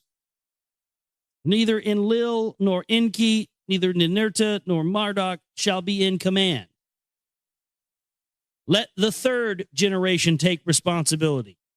Let Utu be the commander. Let the celestial place of the chariots be built. Let Sippar, the bird city, be its name. This was the word of Anu, unalterable. It was the word of a king. In the 81st Shar, or year of Nibiru was the construction started. The plans of Enlil it followed. Nibiru Key was in the center. A navel of the earth by Enlil it was designated. As on circles by their place and distances in the olden cities they were located. Which is another reference to what we discussed earlier here in the book with the creation of the face on Mars. See, they like to, the interesting thing about, according to these texts, is that the Anunnaki had they had a hard-on for building stuff in similar locations as to how they built it on Nibiru. It's very premeditated. See, this is why you had the face on Mars on the 33-degree parallel on the place on Mars known as Cydonia, where pyramids were also found. And then, of course, in the area of ancient Mesopotamia, which is now Iraq, it was once firstly known as Cydonia as well, also located on the 33rd-degree parallel. So they really had a penchant for building things where they liked building things that was familiar to them. They would build things, it seemed, that were very close and similar to how they had it on their own planet, so it would remind them of that. Like an arrow from the lower sea, they were arrayed pointing towards the mountains. A line on the twin peaks of Arata to the skies in the north reaching, he drew. Where the pointing arrow, the Arata line intersected. The place for Sipar, the earth's place of the chariots, he marked out. To it, the arrow directly led from Nibiru Key by an equal circle, precisely located. Ingenious was the plan. By its precision, all were made to wonder. In the 82nd Shar, the construction of Sipar was completed. To the Heru Utu of Enlil, the grandson, its command was given. An eagle's helmet was fashioned for him, and with eagle's wings he was decorated. It was the first chariot from Nibiru to come directly from Sipar, and Anu was traveling there as well. To view for himself the installations that he desired and to marvel at what was attained that he wanted. For the occasion, the Agigi by Marduk commanded from Mars to come to Earth. From the landing place from the Abzu, the Anunnaki were assembled. There was backslapping and hailing, a feast and a celebration. For Anu Mana, Enlil's granddaughter, singing and dancing presented. With affection, Anu kissed her. Anu Nitu, Anu's beloved, he fondly called her. Before departing, Anu assembled the heroes and the heroines. A new era has begun, he was saying to them. Supplied directly with the golden salvation, forthcoming is the end of our toil. Once enough gold for protecting has been piled in storage on Nibiru, the toil on earth can be diminished. Heroes and heroines can return to Nibiru. Thus did Anu the king promise the assembled and extend a great hope for the future to them. A few more shars of toil, and homeward bound they shall be. With much pomp did Anu to Nibiru soar back. Gold, pure gold, with him was carried. His new task, Utu, with cherish performed. Ninurta of Bad Tibara retained command. Marduk did not return to Lamu with his father. Over the lands he wished to roam in his skyship to comprehend the earth. So he just said, fuck it, I'm not going back. I'm going to fly around Earth and see if I can go set myself up as a god somewhere, I'll find myself a fucking primitive people, give them technology, give them some little knowledge, have sex with their daughters, and set myself up as a god. Fuck, I got things to do. I'm out. Sounds like that's exactly what these guys did, right? Of the Agigi, some on Mars and some on Earth, Utu was made the commander of. Anu returned to Nibiru. He had great expectations of the leaders on Earth. With renewed vigor, they returned to their labor. Gold began to quickly amass, and thereby the Anunnaki believed they were going to be homeward bound quicker. It says gold, it just, words it in a weird way, but that's what they're saying. That, alas, was not what came to pass. And the Abzu relief, not continued toil, was the Anunnaki's expectation. Now that the earthlings are proliferating, let them provide the labor. So were the Anunnaki and the Abzu saying. In the Eden, the tasks were greater. More abodes, more provisions were required.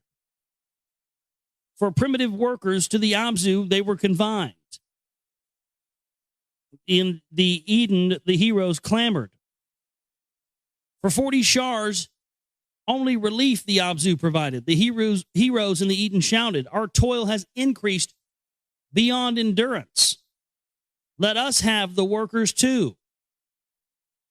While Enlil and Enki were debating the matter, Ninurta took the decision into his own hands. With 50 heroes, he led an expedition to the Abzu. They were armed with weapons. In the forests and the steppes of the Abzu, they chased the earthlings. They captured them with nets, male and female, and brought them to the Eden. They made them do all manner of chores in the orchids in the cities and trained them. Enlil was angered by these doings. Enlil was enraged. My expelling of Adamu and Tiamat, Adam and Eve, you have overturned. So Enlil said to Ninurta, let the mutiny once in the Abzu occurring not in the Eden be repeated. With the earthlings in the Eden, the heroes have been calmed. A few more shars and it will no longer matter, Enlil said to Ninurta. Enlil was not appeased with the grumbling. He said, let it so be, to his son. Let the gold pile up quickly. Let us all soon return to Nibiru. In the Eden, the Anunnaki and the earthlings were observing the earthlings with admiration.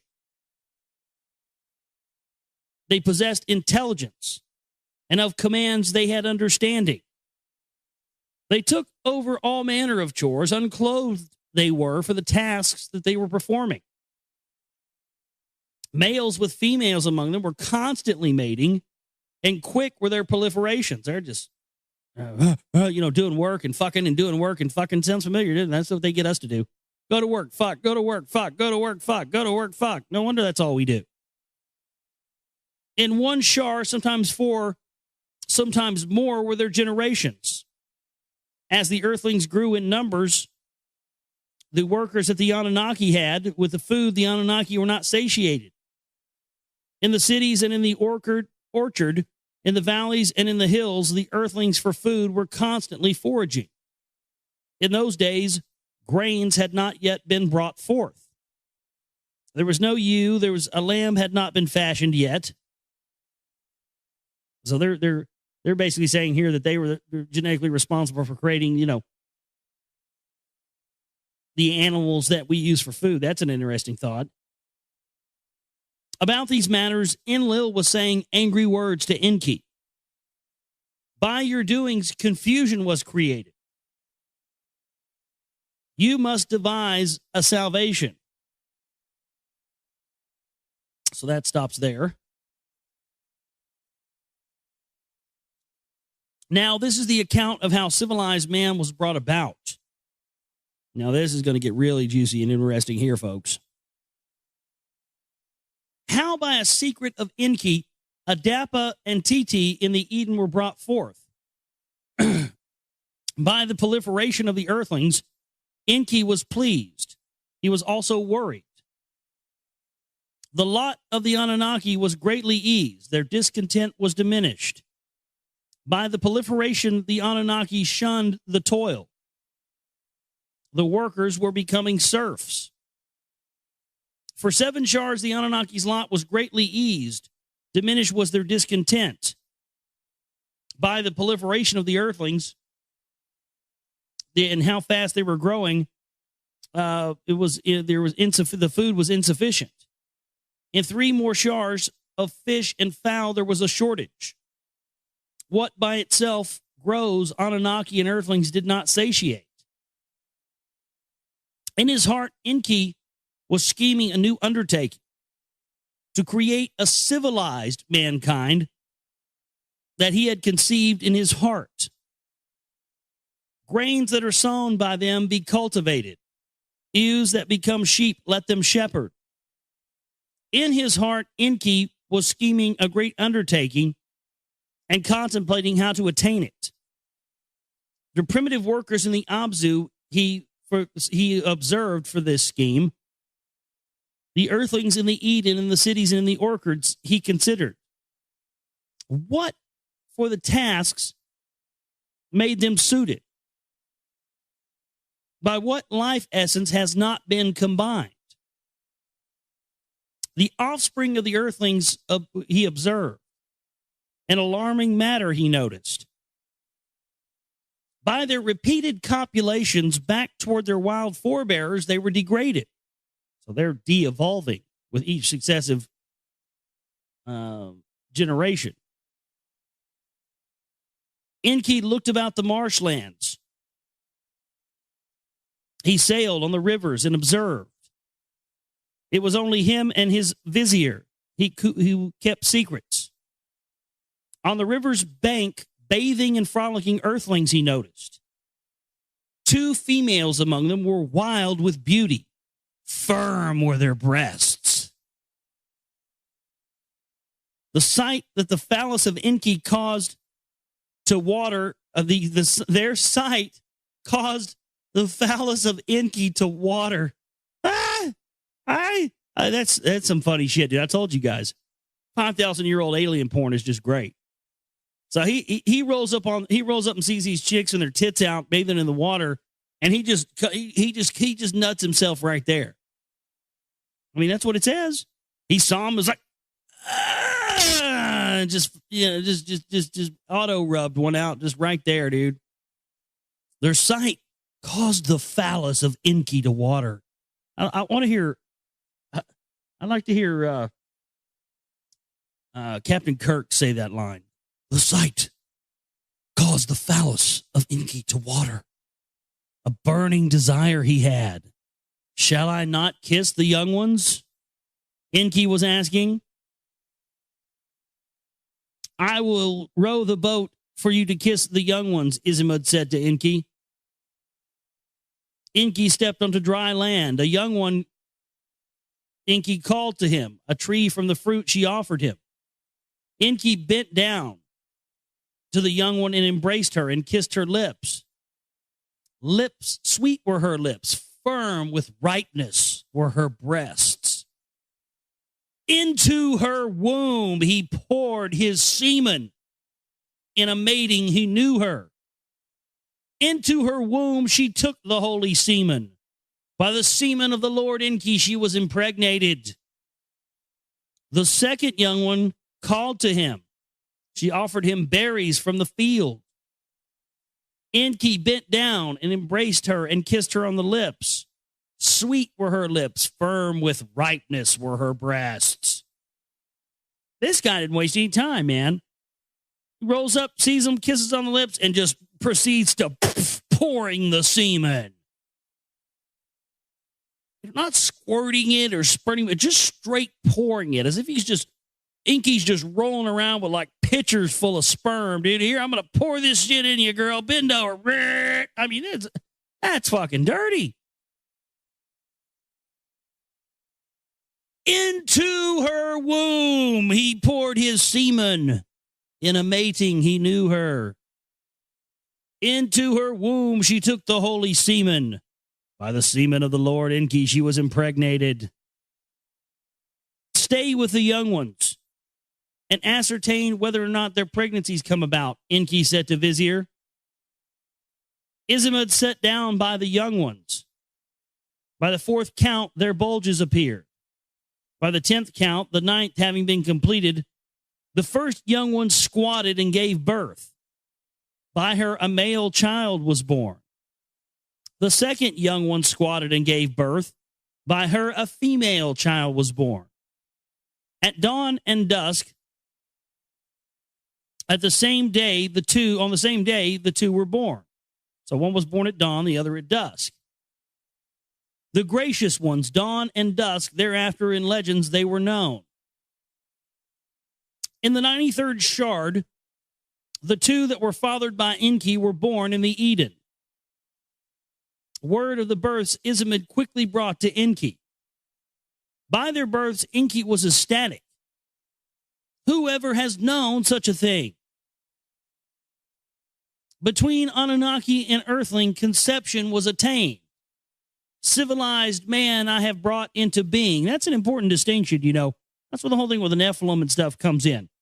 Anunnaki created man. They did genetic manipulation to create a worker race. Then after the worker race had been, basically multiplying itself, Enki steps in, gets two of these pregnant, and then that's where you had the first real crossbreeding come in. A lot of people forget that.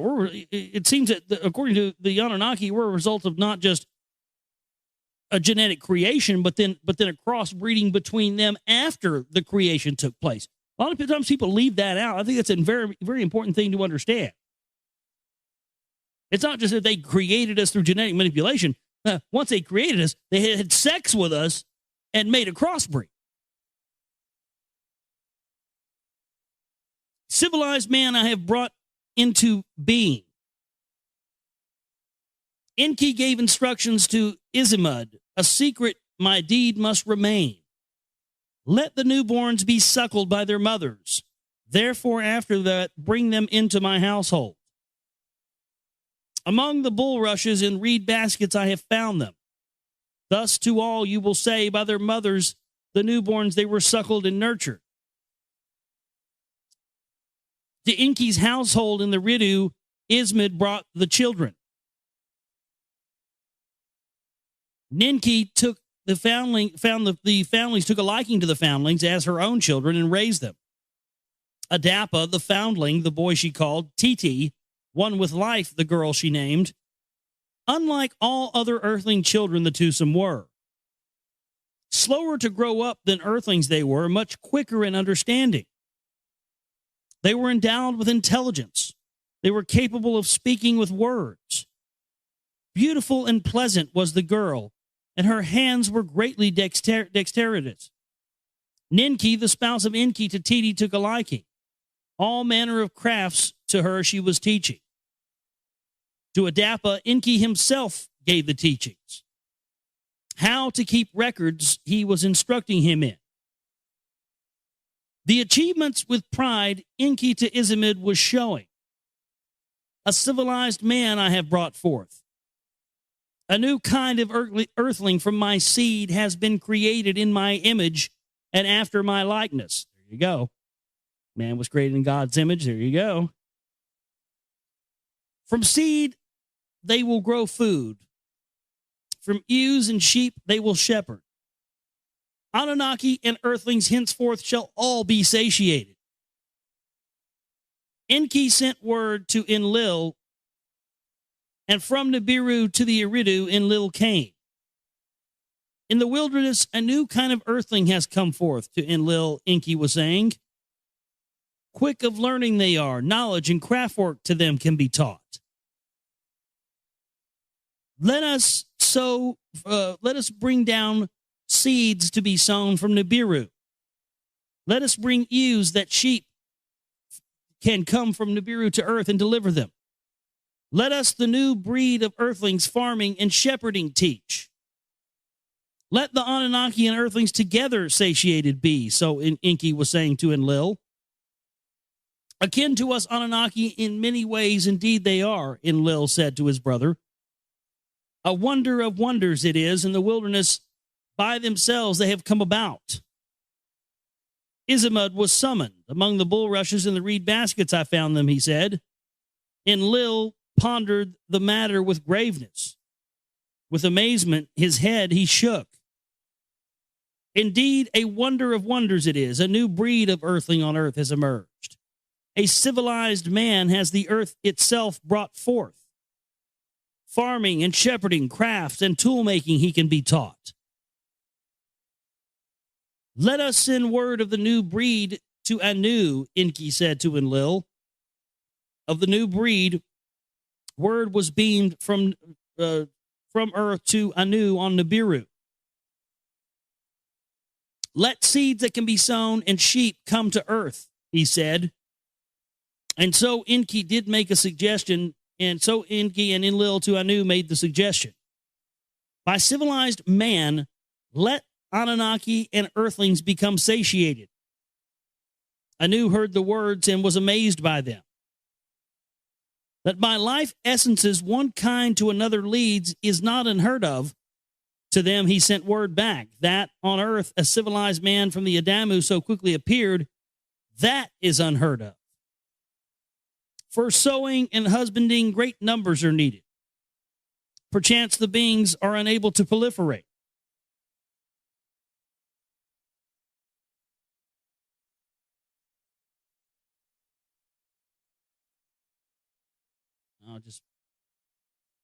Did I lose my spot? No, I didn't. It just scrolled down too far. Give me just a second. While the savants on Nibiru contemplated the matter, in Eridu, occurrences of import took place. Adapa, in a mating Titi knew into her womb, he poured his semen. Uh-oh. More semen pouring going on, more crossbreeding going on. There was conception, there was birth giving. To twins, 2 brothers, Titi gave birth. Word of the birth to Anu was beamed to Nibiru. The twosome for conception are compatible. Proliferation by them can occur. Let on earth farming and shepherding begin. Let us all be satiated.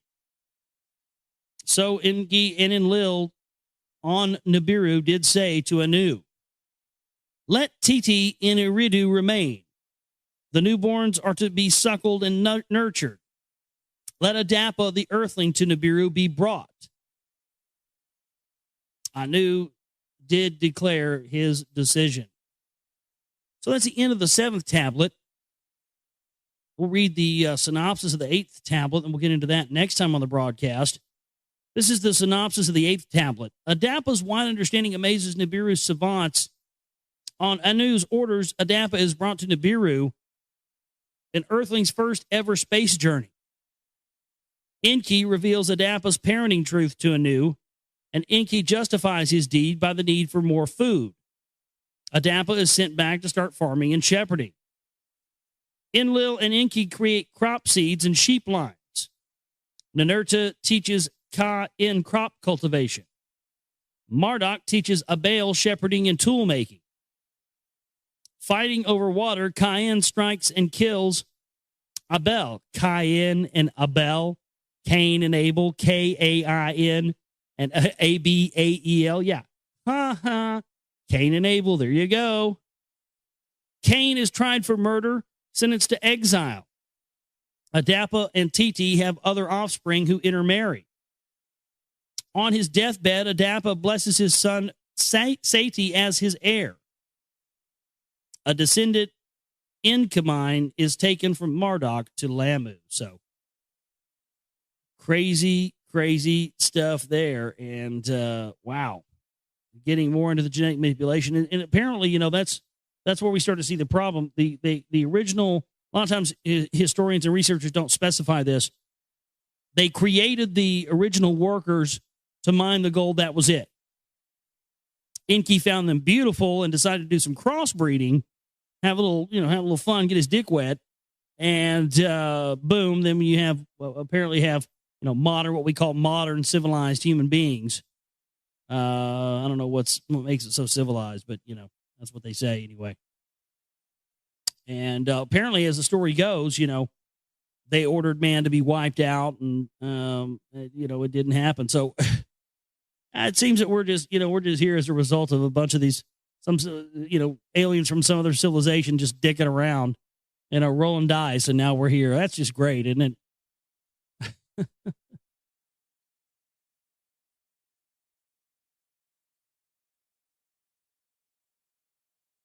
The 8th tablet.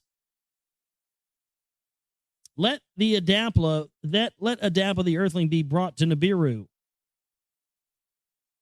Anu declared. Enlil was not pleased by this decision. Who would have ever thought that this would happen? That by a primitive worker fashioning like us, we would become with knowledge, endowed between heaven and earth to travel. On Nibiru, the waters of long life he will drink. The food of long life he will eat. Let one of us Anunnaki become the one of earth. So was Enlil to Enki and the other lady saying that by the decision of Anu, Enki too was not pleased. Sullen was his face after Anu had spoken. After Enlil had spoken, Enlil agreed with his brother Enki. Indeed, who would have thought of this? The others said to Enki. The brothers sat and contemplated. Ninmah was also deliberating with them. The command of Anu cannot be avoided to them, she said. Let Adapa by our young ones to Nibiru be accompanied, his fright to diminish, to Anu things to explain. So Enki did say to the others, let Ningishzida and Dumuzi his companions be. By the way, Nibiru for the first time, with their eyes they shall also see. By Ninmah was the suggestion favored. Our young ones born on earth of Nibiru are forgetting its life cycles by those of earth and are overwhelmed. Let the two sons of Enki, as yet unmarried, also travel to Nibiru. Perchance brides there for themselves they shall find. When the next celestial chamber from Nibiru arrived in Sipar, Elibrat, a vizier of Anu, stepped off from the chamber. I have come to earth to fetch the earthling Adapa, he said to the leaders. The leaders to Labrat presented Adapa.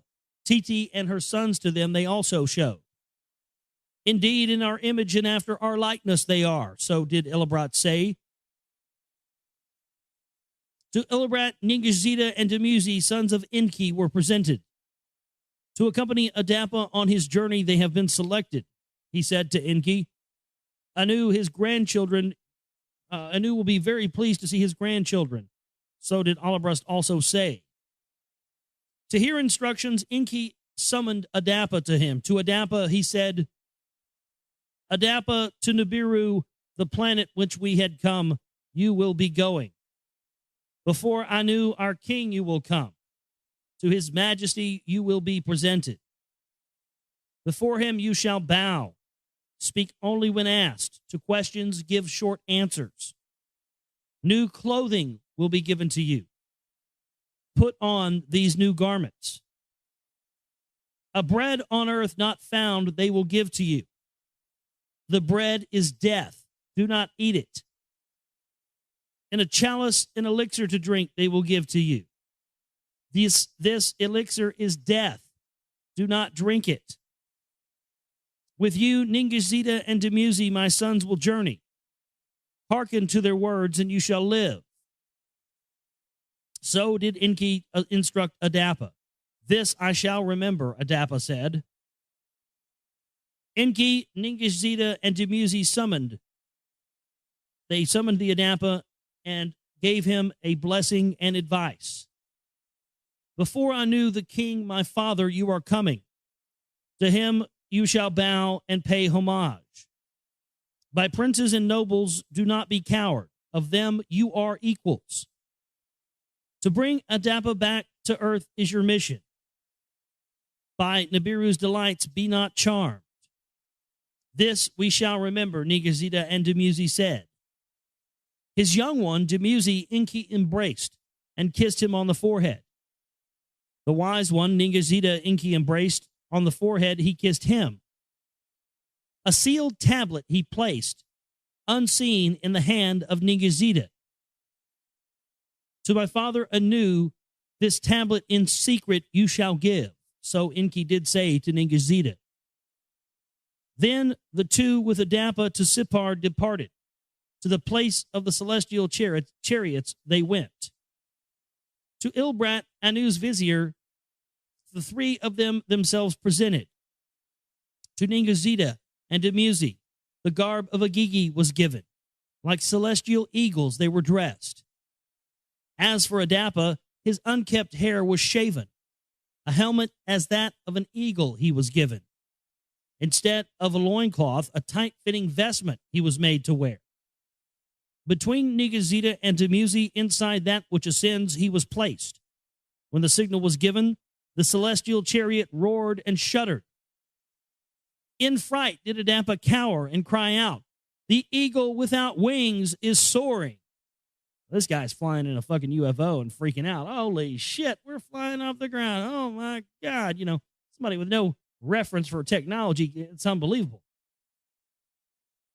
Upon his sides, Ningazida and Dumuzi placed their arms, and with soothing words they calmed him. When 1 league aloft they were borne, upon the earth they glanced out, its lands they saw, by seas and oceans, into parts separated. When 2 leagues aloft they were, the ocean to a tub grew smaller. The land was the size of a basket. When 3 leagues aloft they were again, they cast a glance whence they had departed. The earth was now the size of a ball. And by a sea of darkness in the vastness it was swallowed. Once again, Adapa was agitated. He cowered and cried out, "Take me back," he shouted. Ningazida put his hand on the neck of Adapa. In an instant, Adapa was quiet. He put the fucking Vulcan grip of death on him. He's, take me back, zip. Just knocked his ass out. Captain, this Adapa is not logical. When they landed on Nibiru, there was much, much curiosity. The children of Enki, born on Earth, they wanted to see, even more so to encounter an earthling. A being from another world has arrived on Nibiru, the crowds were shouting. With Lulbrat to the palace, they were taken to be washed and perfumed with oils and anointed. Fresh, befitting garments they were given. Heeding Enki's words, Adapa put on the new clothing. In the palace, nobles and heroes milled about. In the throne room, princes and counselors gathered. To the throne room by Illibrat they were led. Adapa behind him, then the 2 sons of Enki. In the throne room before Anu, the king, they bowed. From his throne, Anu stepped forward. My grandsons, he cried out. He hugged Dumuzi, he hugged Ningishzida. With tears in his eyes, he embraced them, he kissed them. To his right, Dumuzi, he bade to be seated. On his left, Ningishzida sat. Then Elibrat to Anu, the earthling, Adapa presented. Does he understand our speech? Anu inquired. Indeed he does. By the Lord Enki he was taught. Elibrat so answered. Come hither, Anu to Adapa said. What is your name and your occupation?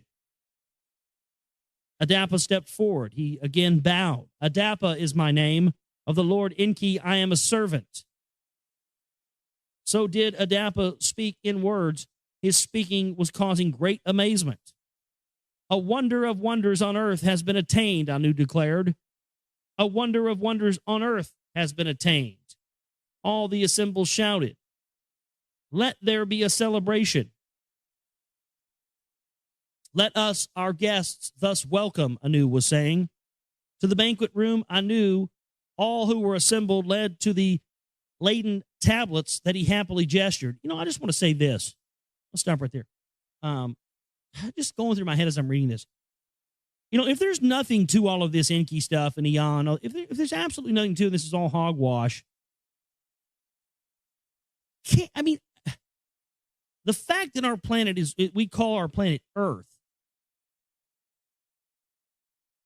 which has the root Ea, Enki in it, the realm of Enki, the realm of Ea, that if it's all bullshit, man, that's kind of coincidental, don't you think? At the laden table bread of Nibiru, Adapa was offered. He did not eat it. At the laden table's elixir of Nibiru, Adapa was offered. He did not drink it. Anu was puzzled by this and was offended. Why has Enki sent this ill-mannered earthling to earth? To reveal the celestial ways to him? Come now, Adapa, Anu said. Why did you neither eat nor drink and reject our hospitality? My master, the Lord Enki, commanded me, the bread do not eat, the elixir do not drink. So Adapa did say to Anu, how odd is this thing, Anu was saying, for what has Enki from an earthling our food and elixir prevented? He asked Illibrot, he asked Dumuzi. Illibrot did not know the answer. Dumuzi could not explain either.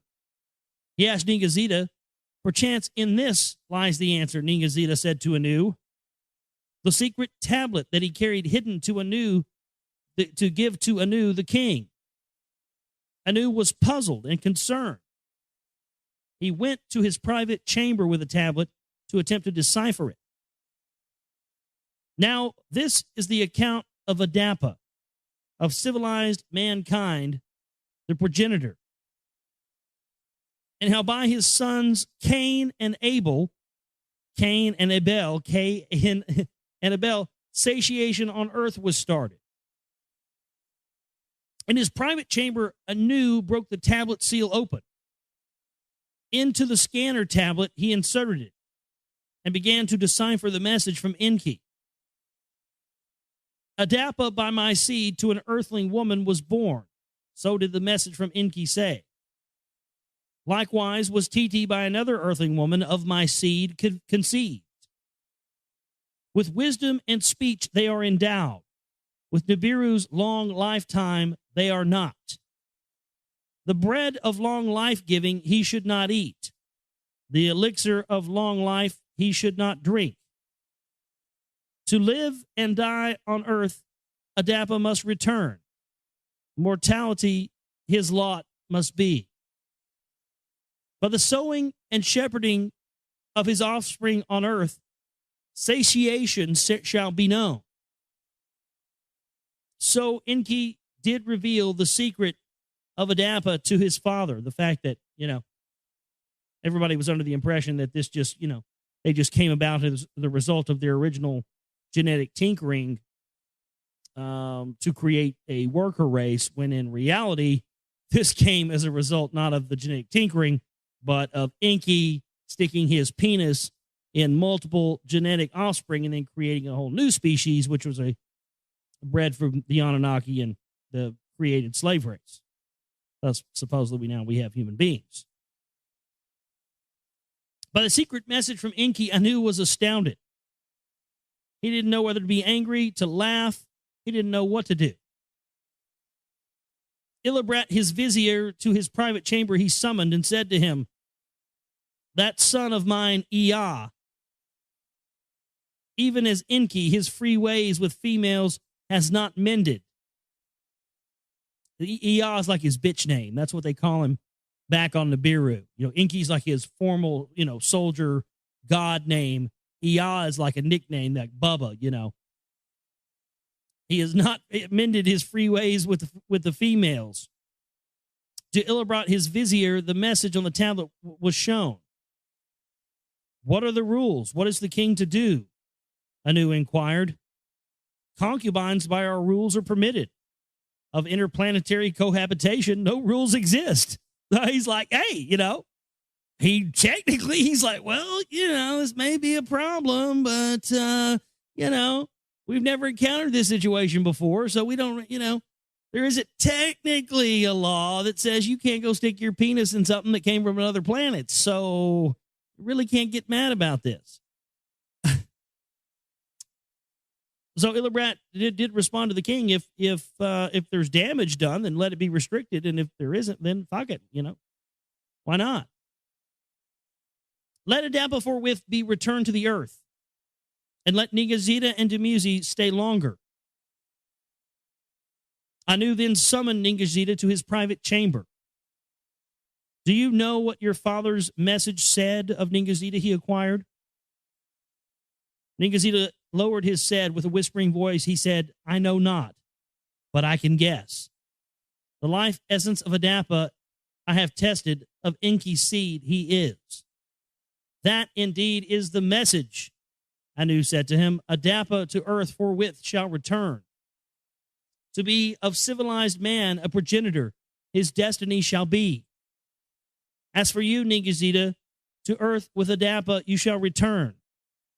of civilized mankind at your father's side, you will become the teacher. Anu, the king, made the decision, and the destiny of Adapa and Ningazida he determined. To the assembled savants, nobles, princes, and counselors, Anu and the other two returned. To the assembled words of decision, Anu announced, "The welcome to the earthling must not be overextended. On our planet, he cannot eat or drink. Of his outstanding abilities we have all seen, let him now return to earth. Let his offspring there on earth till and feel the meadows and shepherd the meadows. To ensure his safety and avoid his agitation, Ningishzida will be back with him and travel with him back to earth. With him, the seeds of Nibiru grains, which multiply on earth, will be sent. Dumuzi, the youngest, for Ashar, will stay with us. Then to earth with ewes and the essence of sheep he shall return." This was the decision of Anu. To the king's words, all in agreement bowed their heads. At the appointed time, Ningazina and Adapa returned to the celestial chariot and were taken to earth. Anu and Dumuzi, Illibrat, and counselors, nobles, and heroes all bade them farewell. There was roaring and shuddering, and the chariot was lofted. The planet Nibiru grew smaller as they saw it from horizon to zenith, and they saw the heavens as well. On their journey, Ningazida explained the planet gods to Adapa. So right there, they confirm what we talked about earlier in the book, the idea that the planets being gods. So he explained that the planet, explained to Adapa the planets being the gods themselves. What was that one person that says that email? Oh, the planets are Satan. Of sun and earth and the arid moon, he gave lessons. Of how the months chase one another and how earth's year is counted, he taught to him. When they returned to earth, Ningazida explained to his father Enki all that had happened. Enki laughed and struck his loins. "It all went as I expected," with glee, he said. "Except the detention of Dumuzi. That is a puzzle," so Enki did say. By the prompt return of Ningazida and Adapa, Enlil was greatly puzzled. "What is the matter? What on Nibiru transpired?" of Enki, Ningazida inquired. "Let Ninma too be summoned. Let me hear from her also what transpired," Enki said to him.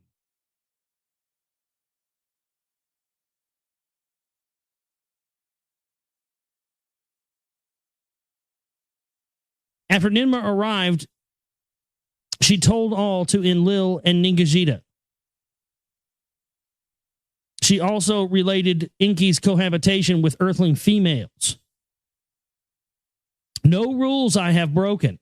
Our satiation I have ensured."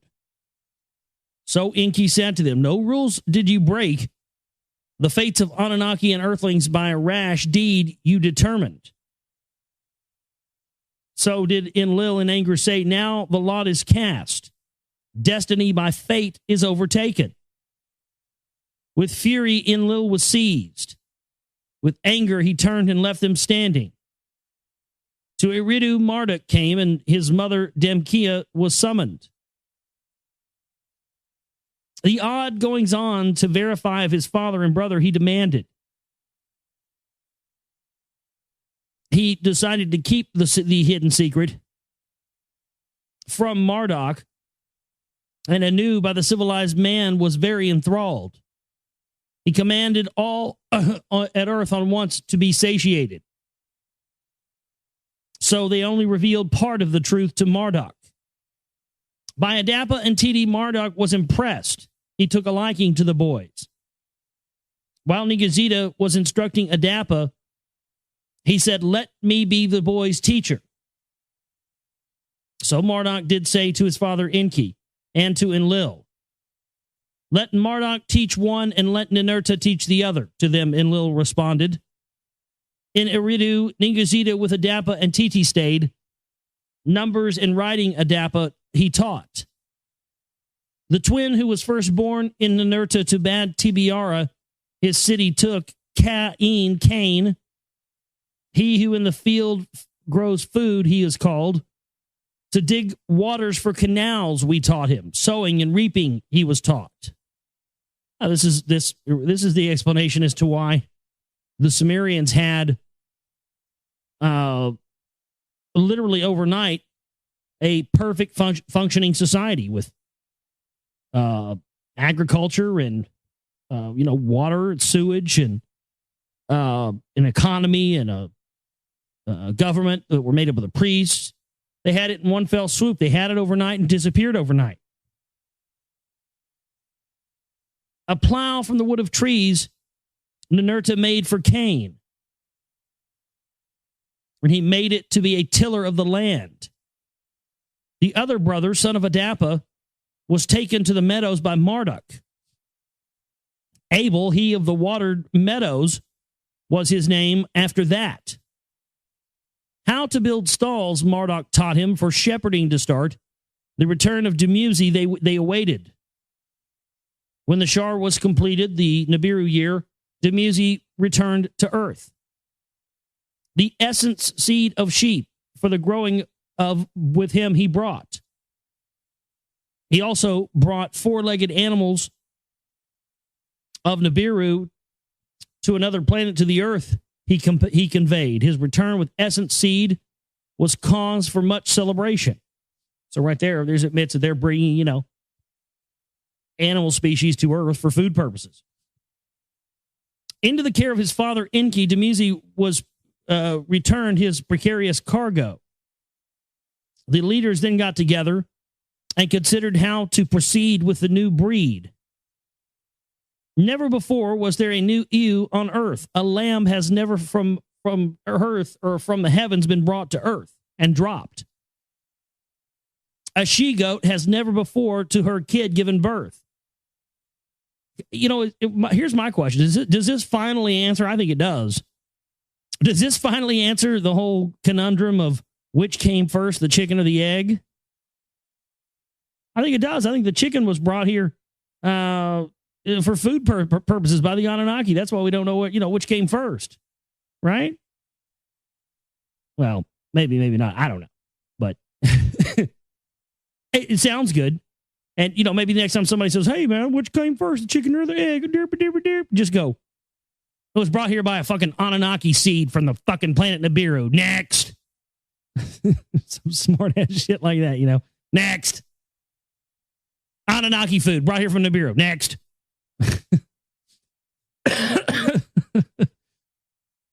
Weaving of sheep's wool has never before been established. The Anunnaki leaders, Enlil and Enki, Ninmah and Ningishita, were the creators. A creation chamber, a house of fashioning, they decided to establish. Upon the pure mound of the landing place in the Cedar Mountains, it was established. Near where the elixir seeds by Ninmah were brought and planted there was the creation chamber established. There was the multiplying of the grains and the ewes on earth had begun.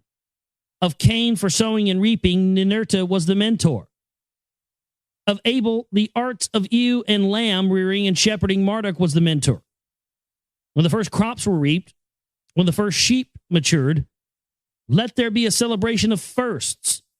Enlil, a decree proclaimed. See, this is where you start getting into the tradition of first, May Day, May 1st, blah, blah, blah. Oh, yet another tradition. Before the assembled Anunnaki, the first grains and first lambs were presented. At the feet of Enlil and Enki, Ninurta guided Cain for him to place his offering. At the feet of Enlil and Enki, Abel, guided by Marduk, placed his offering. Enlil to the brothers gave a joyful blessing. Their labors he extolled. Enki, his son Marduk, embraced. The lamb for all to see he raised, meat for eating, wool for wearing. To the earth have come, Enki said. Now this is the account of the generations of Adapa. And we know Adapa was the first, just to clarify who Adapa is, Adapa was the first boy, the first male born of the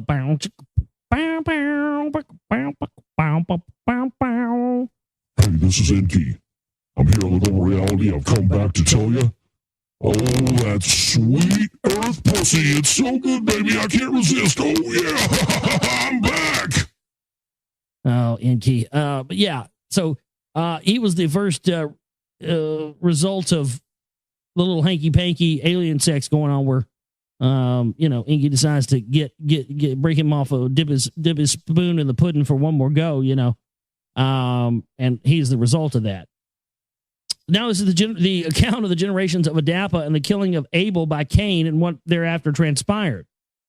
After the celebration of first was over, there was a sullen look on Cain's face. By the lack of Enki's blessing, he was greatly aggrieved. As to their tasks, the brothers returned to them, and Abel was boasting before his brother. I am the one who brings abundance. I am the one who satiates the Anunnaki. I am he who gives strength to the heroes, who wool for their clothing provides. Cain, by his brother's words, was offended. To his boasting, he strongly objected. It is I who the plains luxuriates, whose furrows with grains makes heavy, and whose fields birds multiply, and whose canal fish become abundant. Sustaining bread by me is produced. With fish and fowl, the Anunnaki's diet I variate. On and on the twin brothers, each other disputed. Through the wintertime they argued. When summer began and it was not raining and the meadows were dry, the pastures dwindled. Into the fields of his brother, Abel drove his flocks from the furrows and the canals to drink water. Cain was angered by this. He commanded his brother to move the flocks away. Farmer and shepherd, brother and brother, words of accusation were uttered. They spat on each other, and they fought each other with their fists. Greatly enraged, Cain picked up a stone and struck Abel in the head with it. Again and again he hit him until Abel fell. His blood was from him was gushing. Oh yeah, Cain and Abel, they really should. Yeah, this motherfucker's, he's stoning this bitch to death. Bam, take that. You like that? That's more where that come from. Take that. He's just not stopping on him. He's going nuts. Blood was gushing from him. When Cain saw his brother's blood, he shouted, Abel, Abel, my brother. Motionless on the ground, Abel remained. Yeah, you beat his fucking brains into oblivion with a rock, dude. He ain't getting up from that.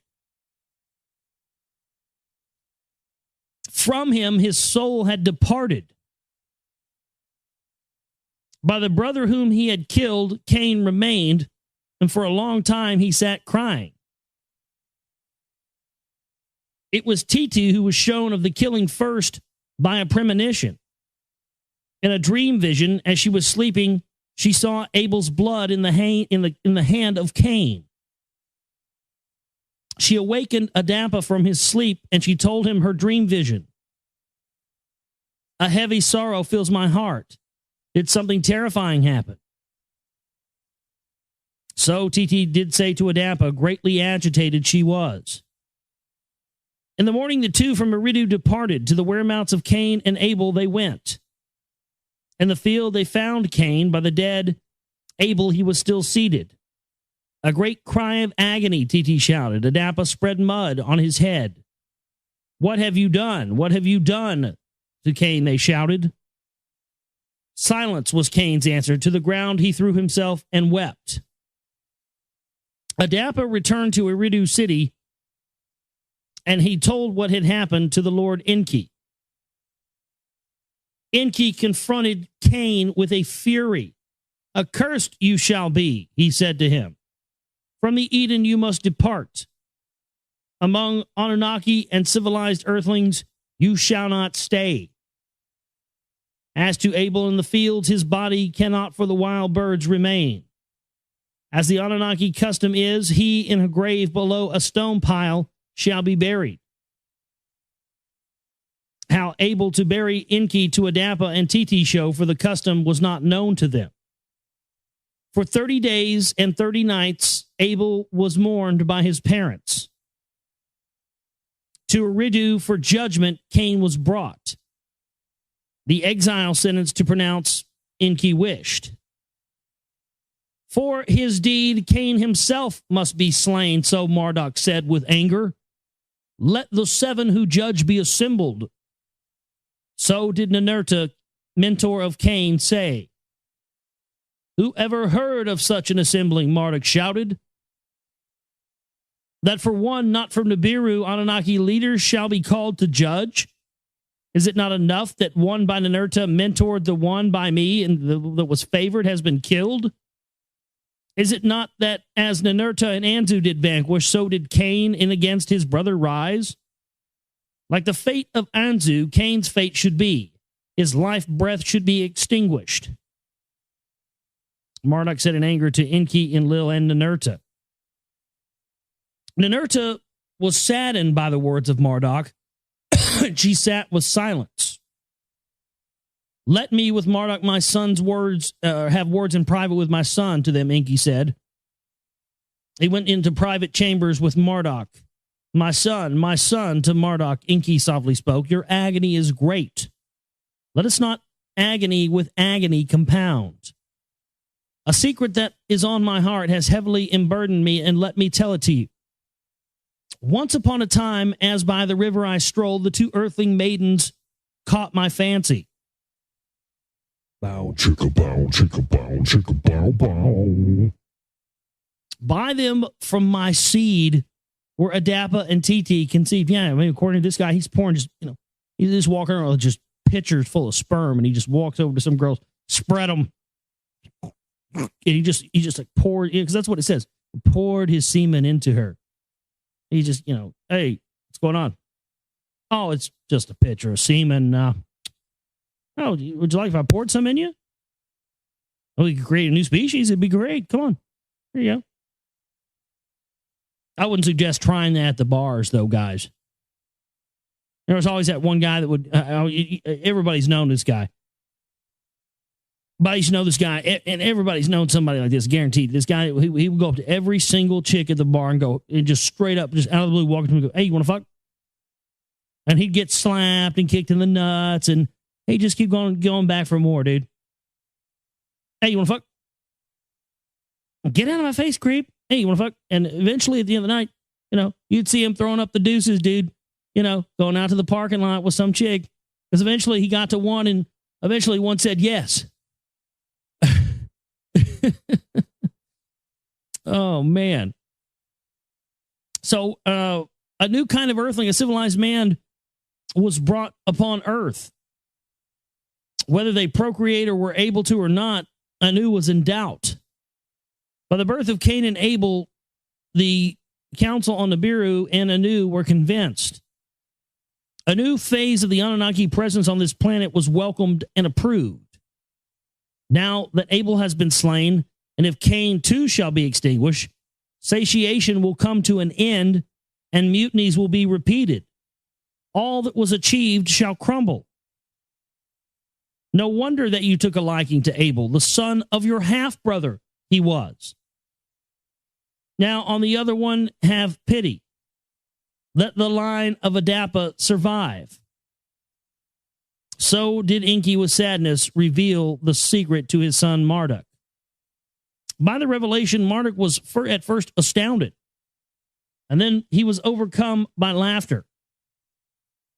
Of your lovemaking prowess, it was much rumored to me. Now of that, I am convinced. That's too funny. Marduk's like, man, I heard you were a fucking pimp, dude, but damn, after that, to try to convince me, shit. I mean, you created these fucking humans out of nothing, and then you went and fucked not one, but 2 of them at the same time? You are a fucking pimp, Dad. Fuck. Indeed, let Cain's life be spared. To the ends of the earth, let him be banished. So did Marduk from anger to laughter change to his father. He said, in Eridu, judgment upon Cain by Enki was pronounced. Eastward to a land of wandering for his evil deed, Cain must depart. That his life must be spared, that he and his generation shall be distinguished. By Ningazida, the life essence of Cain was altered. That his face, a beard, should not grow, Cain's life essence, Ningazida, changed. With his sister Awan as a spouse, Cain from the Eden departed. To the land of wandering he set his course. Now the Anunnaki sat among themselves and wondered. Without Abel, without Cain, who shall for us grow the grains and make the bread? Who shall be the shepherd and multiply the flocks? Who will provide wool for the clothing? Let there be more proliferation. By Adapa and Titi, so the Anunnaki did say. With the blessing of Enki, Adapa, his spouse Titi, knew again and again, one daughter, another daughter, each time and again were born. In the 95th Shar, a son Adapa and Titi finally had. Sati, he who life binds again, Titi him named, and by him were the generations of Adapa counted. In all, 30 sons and 30 daughters Adapa and Titi had. Of them tillers of the land and shepherds for the Anunnaki, they toiled. By them did satiation to the Anunnaki and civilized earth beings come back. In the 97th Shar, to Sati, a son by his spouse Azura was born.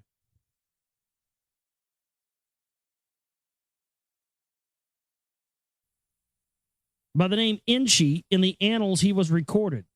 Master of humanity meant his name. By Adapa, his father, writing and numbers he was made to understand. And who the Anunnaki were and all about Nibiru, Enki was told by Adapa. To Nibiru Ki, the sons of Enlil, he was taken. They taught him the secrets of the Anunnaki. How the perfumed oils for anointing Nanar in Lil on earth the eldest showed him. How the elixir from the Inbu fruits were to be prepared, Ishkur, Enlil's youngest, instructed him. It was since then that by civilized man, the Anunnaki were called lords. Under the rites of worship of the Anunnaki, that was the beginning. Thereafter, Enki to his sister Nome was born. See, right there, they tell you they're setting themselves up to be worshipped. They come right out and admit that. No hiding of that. Certainly, whoever the Anunnaki were, they wanted to be gods to period, to somebody. They set themselves up as gods. There's just no question.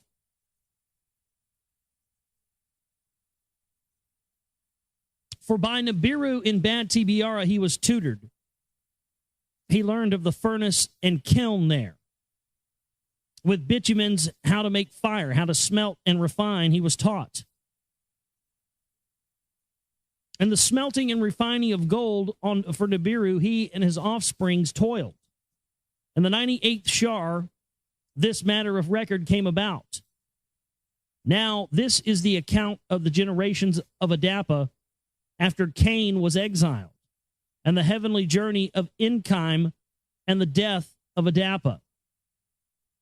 Adapa being the, first proto-human, essentially. In the 99th Shar, to Cunan, a son was born. By Mu'alit, his half-sister Cunan, he was conceived. Malalu, he who plays, she named him. In music and song he excelled. For him, Ninurta, a stringed harp was made. A flute for him he shaped. Hymns to Ninurta Malalu played. And with his daughters, Ninurta sang to them. The spouse of Malalu, the daughter of his father's brother was. Dunna was her name. In the 100th Shar, since the count on earth had begun, a son to Malalu and Dunna was born. He was their firstborn. Irid, he of the sweet waters, his mother Dunna named him. Him Demuzi had taught how to dig wells and how to provide water for the flocks in the distant meadows. It was there by the wells and the meadows that the shepherds and maidens gathered, where espousing and proliferation by civilized mankind exceedingly abounded. They started to have a civilization, and what we come to know as Samaria. In his days, the Agigi on earth were more frequently coming. To observe and see from the heavens, they increasingly abandoned. They wanted to be down at the ground level. This is what they refer to as the time in which gods lived on earth. You know, we hear about that in ancient mythologies and religion and everything else, but they very rarely tell you what they're really talking about. To watch and to see what on earth was transpiring, they increasingly desired. To be with them on Lamu, Enki and Marduk beseeched. To watch and see what was transpiring on earth, Marduk more fervently wished. At a well in the meadows, he met his spouse Irid. Baraka was her name, the daughter of his mother's brother she was. At the conclusion of the 102nd Shar, a son was born to them by the name Enki Me. By Enki Me, understanding in the annals he was called. Wise and intelligent he was. Numbers he quickly understood. About the heavens and all matters celestial he was constantly curious. To him the Lord Enki took a liking. Secrets once revealed to the Adapa he told him. Of the family of the sun and the 12 celestial gods Enki taught him. And how the months by the moon were counted and the years by the sun. And how by Nibiru the Shars were counted and how the counts by Enki were combined. How the Lord Enki the circle of the heavens into 12 parts divided. A constellation to one Enki assigned, 12 stations in a grand circle he arranged. How to honor the 12 Anunnaki great leaders by names and the stations that they were called. To explore the heavens, Enki was eager. 2 celestial journeys he made. And now this is the account of Enki's journey to the heavens, and how the Agigi troubles and intermarriages by Marduk were started. To be with Marduk in the landing place, Enki was sent. From there, Marduk took him in a rocket ship to the moon. There, what Marduk from his father Enki had learned, Enki talked to him. When Enki returned to earth to be with Utu in Sapar, the place of the chariots, he was sent. There was a tablet for writing and learning, and Enki was given. Utu, in his bright abode, a prince of earthlings, he installed. The rites to him he taught. The functions of priesthood to begin. Aha! Here we go. The rites to him he taught, the functions of priesthood. This is where, because again, this is historical fact, admitted fact, that in ancient Samaria, the priesthood was the government. And it was a knowledge that they had of the gods that they kept restricted from the people that gave them power, and that continues to this day. But right here we see an admission that rights and the functions of the priesthood were brought to earth by the Anunnaki. This explains why these bloodline people like Phyllis Schlafly, blue blood on both sides of her family. Philip, she's a Stewart bloodline and Bruce bloodline.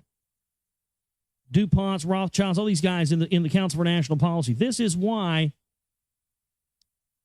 these phony gatekeepers of the CMP don't want you looking into this information and will many times tell you it's a distraction and not to look into that. No, it's disinfo and blah, blah, blah, blah, blah.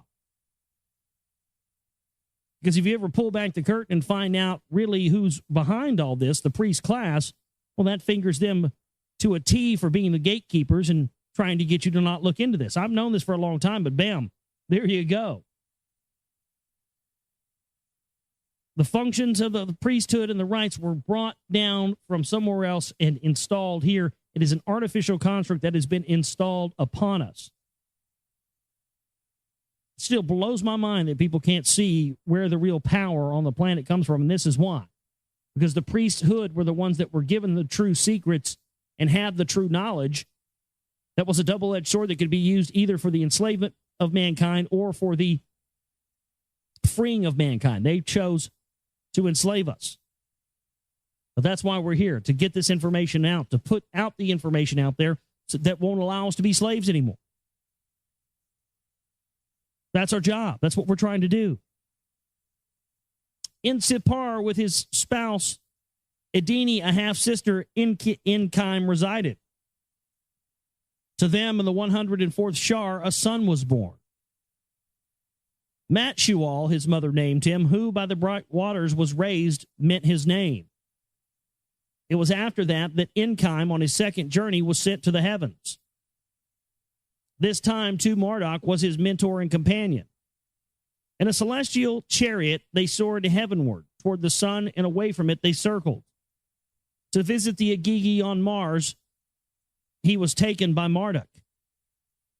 He took a liking of the Agigi, and from him they learned about the civilized earthlings. Of him it is said in the annals that to the heavens he departed, that in the heavens he stayed until the end of his days.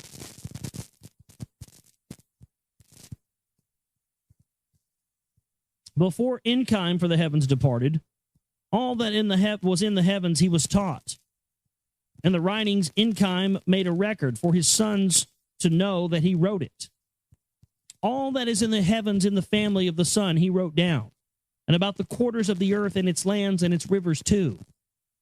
In the hands of Madashal, his firstborn son, he entrusted the writings.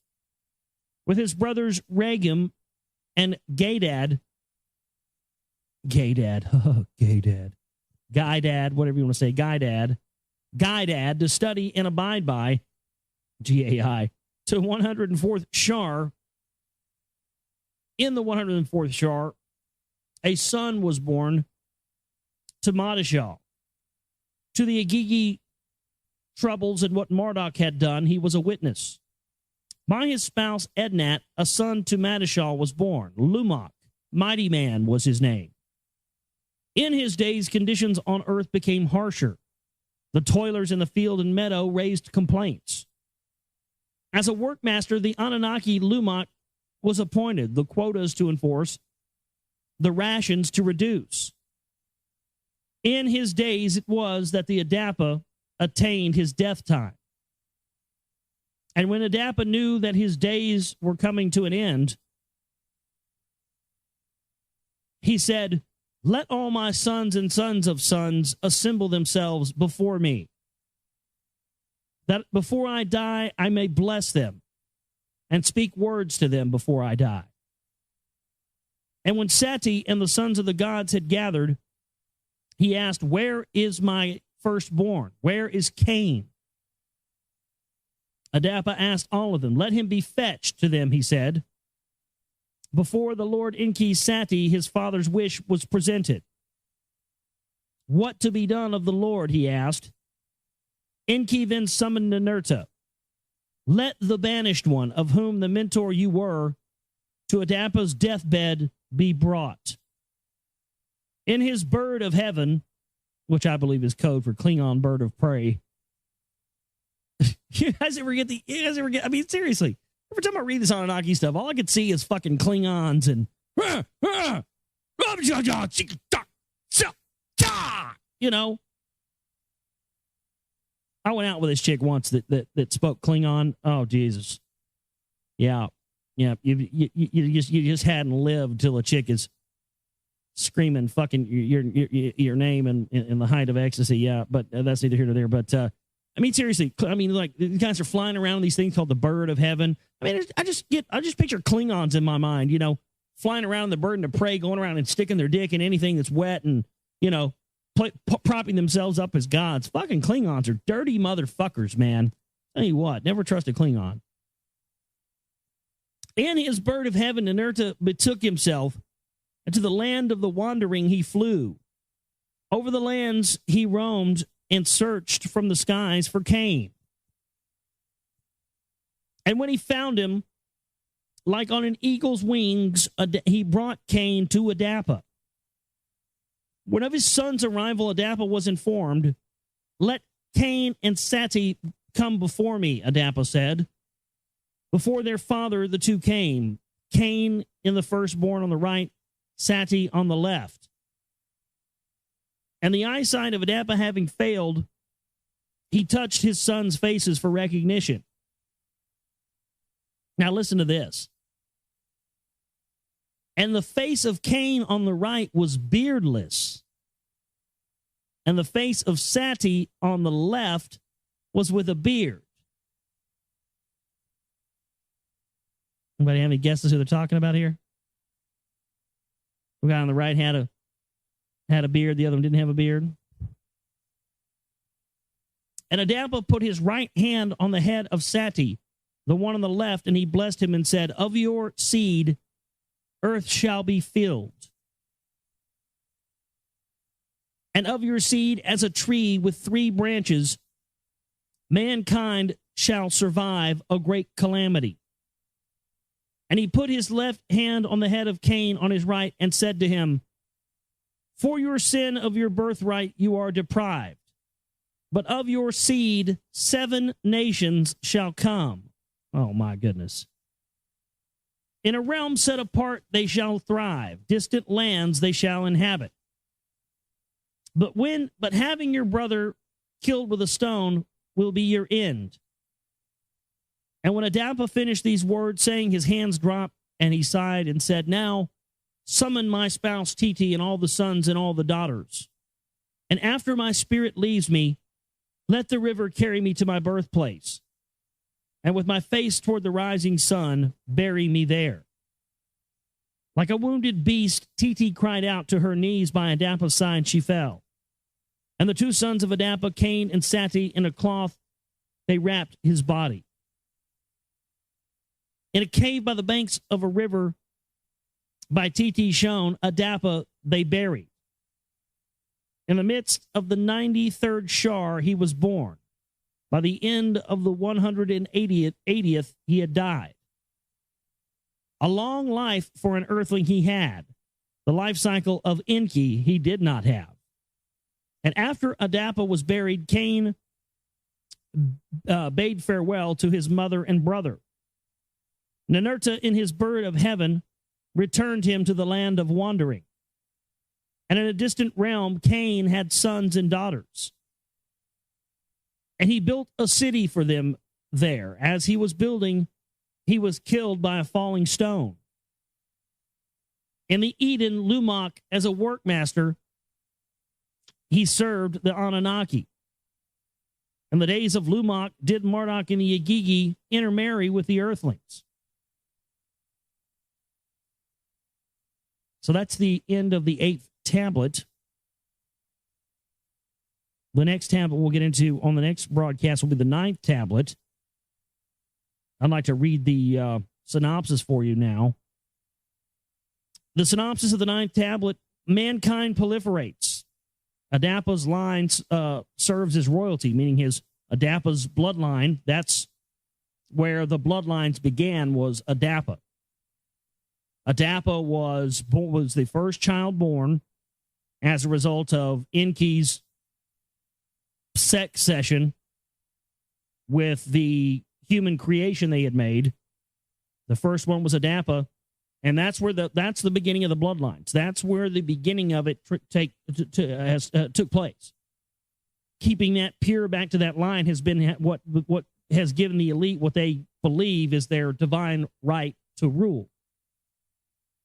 Defying Enlil, Marduk espouses an earthling female.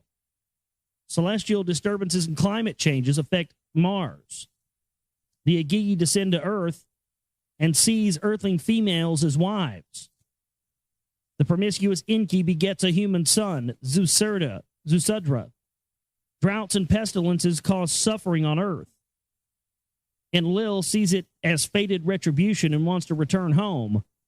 Ninma, aged by Earth cycles, also wants to return. A mystery emissary warns them not to defy their destiny. Signs increase of a coming calamitous deluge.